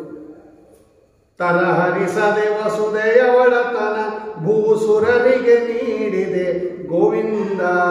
ಪರಮ ಪುರುಷ ಹರಿ ಗೋವಿಂದ, ಕರಿವರದ ನಾರಾಯಣ ಗೋವಿಂದ. ಒಂದು ಇವ್ರು ಬರೆದು, ಇನ್ನೊಂದು ದೇವ್ರ ನಾಮದಲ್ಲಿ ಇವರೇ ಬರೀತಾರೆ. ತಾಯಿ ಮಾತನ್ನು ಕೇಳಿ ಸಾಸಿರ ತೋಳಿನ, ತಾಯಿ ಮಾತನ್ನು ಕೇಳಿ ಸಾಸಿರ ತೋಳನ, ಆವಿನ ಕಳ್ಳನ ಕೊಂದ್ಯಾನ್ಯ. ಆವಿನ ಕಳ್ಳನ ಕೊಂದು ಭೂಮಿಯ ಅವನೀಸುರರಿಗೆ ಇತ್ತಾನ್ಯ. ದೇವಿ ನಮ್ಮ ದ್ಯಾವರು ಬಂದರು, ಬನ್ನೀರೇ ನೋಡ ಬನ್ನೀರೇ, ಬನ್ನೀರೇ ನೋಡ ಬನ್ನೀರೇ. ತಾಯಿ ಮಾತನ್ನು ಕೇಳಿ ಸಾಸಿರ ತೋಳನ. ಯಾರು ಸಂಹಾರ ಮಾಡಿದ್ದು ನಮ್ಮ ತಾಯಿ ನಮ್ಮ ಅಪ್ಪನ ಅಂದಾಗ ಹೇಳಿದ್ರು ತಾಯಿ ನೋಡಿ ಇವರು ಅಂದಾಗ, ತಾಯಿ ಮಾತನ್ನು ಕೇಳಿ ಸಾಸಿರ ತೋಳನ, 1000 ತೋಳಿರ್ತಕ್ಕಂತಹ ಕಾರ್ತಿವೀರ್ಯಾರ್ಜುನ ಯಾಕೆ ಸಂಹಾರ ಮಾಡ್ದ?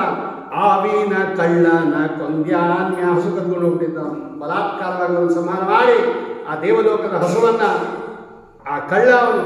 ಆವಿನ ಕಳ್ಳನ ಕೊಂದ್ಯಾನ್ಯ, ಆವಿನ ಕಳ್ಳನ ಕೊಂದು ಭೂಮಿಯ ಅವನೀಸುರರಿಗೆ ಇತ್ತಾನ್ಯ. ಅವನೀಸುರರು ಅಂದರೆ ಬ್ರಾಹ್ಮಣರು. ಅಂತಹ ಕೊಟ್ಟಿರ್ತಕ್ಕಂತಹ ರೂಪ ಪರಶುರಾಮ ರೂಪ. ಅಂತಹ ಪರಶುರಾಮ ದೇವರನ್ನ ಪ್ರತಿಯೊಬ್ಬರು ಎಲ್ಲಿ ಚಿಂತನೆ ಮಾಡಬೇಕು? ಅಗ್ನಿ ಒಳಗೆ ಚಿಂತನೆ ಮಾಡಬೇಕು. ಅಗ್ನ್ಯಂತರ್ಗತ ರೂಪ ಅದು. ಎಲ್ಲೆಲ್ಲಿ ಹೋಮ ಮಾಡ್ತೀವಿ, ಅಗ್ನಿಯನ್ನು ನೋಡ್ತೀವಿ. ಆ ಅಗ್ನಿಯ ಒಳಗಡೆ ಪರಶುರಾಮ ರೂಪದಿಂದ ಭಗವಂತ ಇದ್ದು ನಾವು ಮಾಡತಕ್ಕಂತಹ ಹಾಕತಕ್ಕಂತಹ ಎಲ್ಲ ಹವ್ಯಸ್ಸನ್ನ ಸ್ವೀಕಾರ ಮಾಡ್ತಾನೆ. ಅಂಗಾರವರ್ಣ ಮಪಿತೋಂಡ ಬಹುಪ್ರಭಾವಿ ವ್ಯಾಪ್ತಂ ಪರಶ್ವತ ಧನುರ್ಧರ ಮೇಕವೀರಂ ಧ್ಯಾಯೇದ ದೇಶ ಮುಖವೆಂದಂ. ವದರಾಜ ಆಚಾರ್ಯರು ಹೇಳ್ದಂಗೆ ಅವೀದಮತ್ರ ಪದವೀಂ ಪ್ರತಿಪಾದಯಂತ ಅಗ್ನಂತರ್ಗತ ಹರಣೀಪತಿ ಶ್ರೀ ಪರಶುರಾಮಾಯ ನಮಃ. ಇಂತಹ ಶ್ರೇಷ್ಠವಾಗಿರ್ತಕ್ಕಂತಹ ಅಗ್ನಿಯಲ್ಲಿ ಆ ಜಾಜ್ವಲ್ಯಮಾನವಾಗಿರ್ತಕ್ಕಂತಹ ಪರಶುರಾಮರ ರೂಪವನ್ನು ಚಿಂತನೆ ಮಾಡಬೇಕು ಅಂತ ಹೇಳ್ತಾ, ರಾಯರ ಚರಿತ್ರೆಯಲ್ಲಿ ಬರುತ್ತೆ, ಒಳ್ಳೆ ಸುಂದರವಾಗಿರ್ತಕ್ಕಂತಹ ನವರತ್ನ ಖಚಿತ ಮಾಲೆಯನ್ನು ಕೊಟ್ಟ ಅವನು ರಾಜ ರಾಘವೇಂದ್ರ ಸ್ವಾಮಿಗಳಿಗೆ. ಅವನ ಎದುರಿಗೆ ತಗೊಂಡು ಅಗ್ನಿಗೆ ಹಾಕಿಸ್ಬಿಟ್ರು ರಾಯರು. ಆ ಅಗ್ನಿಗೆ ಹಾಕ್ಬಿಡು, ಅವನ ಎದುರಿಗೆ ತಗೊಂಡ್ಬಂದು ಆ ಅಗ್ನಿಗೆ ಹಾಕ್ಬಿಟ್ರು. ಆ ರಾಜರಿಗೆ ಮುಖ ಪೆಚ್ಚಾಗುತ್ತೆ. ಸ್ವಾಮಿ ನೀವು ತಗೊಳ್ರಿ ಅಂದರೆ ಬೆಂಕಿಗೆ ಹಾಕಿಸ್ಬಿಟ್ರ. ಯಾರು ಕೊಟ್ಟಿ ನೀನು? ಭಗವಂತನಿಗೆ ಹಾಕಿದ್ದು ಅಂದರು ಅವರು. ಭಗವಂತನಿಗೆ ಹಾಕಿದ್ದು. ಅಲ್ಲಿದ್ದಾನೆ ಸ್ವಾಮಿ, ಅಗ್ನಿಯ ಒಳಗಡೆ ಭಗವಂತ ಸುಂದರವಾದ ರೂಪದಿಂದ ಇದ್ದಾನೆ, ಪರಶುರಾಮ ರೂಪದಿಂದ. ಅವನಿಗೆ ಹಾಕಿದ್ದು. ಇಲ್ಲ ಏನೇ ಅಂದ್ರೂ ನಮ್ಗೆ ಅಷ್ಟೊಂದು ಸಮಾಧಾನ ಆಗಲಿಲ್ಲ, ನೀವು ಅದ್ರಲ್ಲಿ ಹಾಕ್ಬಿಟ್ರಿ, ಅದೇನು ಬೇಕಾ ನಿಮಗೆ ಅಂದರು. ತೆಕ್ಕೊಟ್ರು. ತಗೊಂಡು ಹೊರಗಡೆ ಬಂತದು ಆ ವಜ್ರದ ಹಾರ, ಹಂಗೇ ತೆಕ್ಕೊಟ್ರು. ತಗೋಪ್ಪ ನೋಡಿ, ಎಲ್ಲಿತ್ತ ವಜ್ರದ ಹಾರ? ನಾವು ಹಾಕಿದ್ರೆ ಎಲ್ಲ ಭಸ್ಮ ಆಗ್ಬಿಡುತ್ತಲ್ಲ ಅದು. ನಾವು ಹಂಗೆ ತೆಕ್ಕೊಡಕ್ಕಾಗತ್ತಾ? ಏನಾದರೂ ಅಪ್ಪಿತಪ್ಪಿ ಹೋಮ್ ಕುಂಡದಲ್ಲಿ ಬಿದ್ದೋದ್ರೆ ಹಂಗೆ ತೆಗಿಯೋಕ್ಕಾಗತ್ತಾ ನಾವು? ತೆಕ್ಕೊಟ್ರು ನೋಡಿ ಅವರು. ಎಲ್ಲಿತ್ತ ಆಹಾರ? ಅದು ಪರಶುರಾಮ ದೇವರ ಕೊರಳಲ್ಲಿರ್ತದು. ಪರಶುರಾಮ ದೇವರ ಕೊರಳಿಗೆ ಹಾಕಿದ್ರು ರಾಯರು. ಬೇಕೇನಪ್ಪ ತೆಕ್ಕೊಡು, ತೆಗೆದು ತೋರಿಸಿ.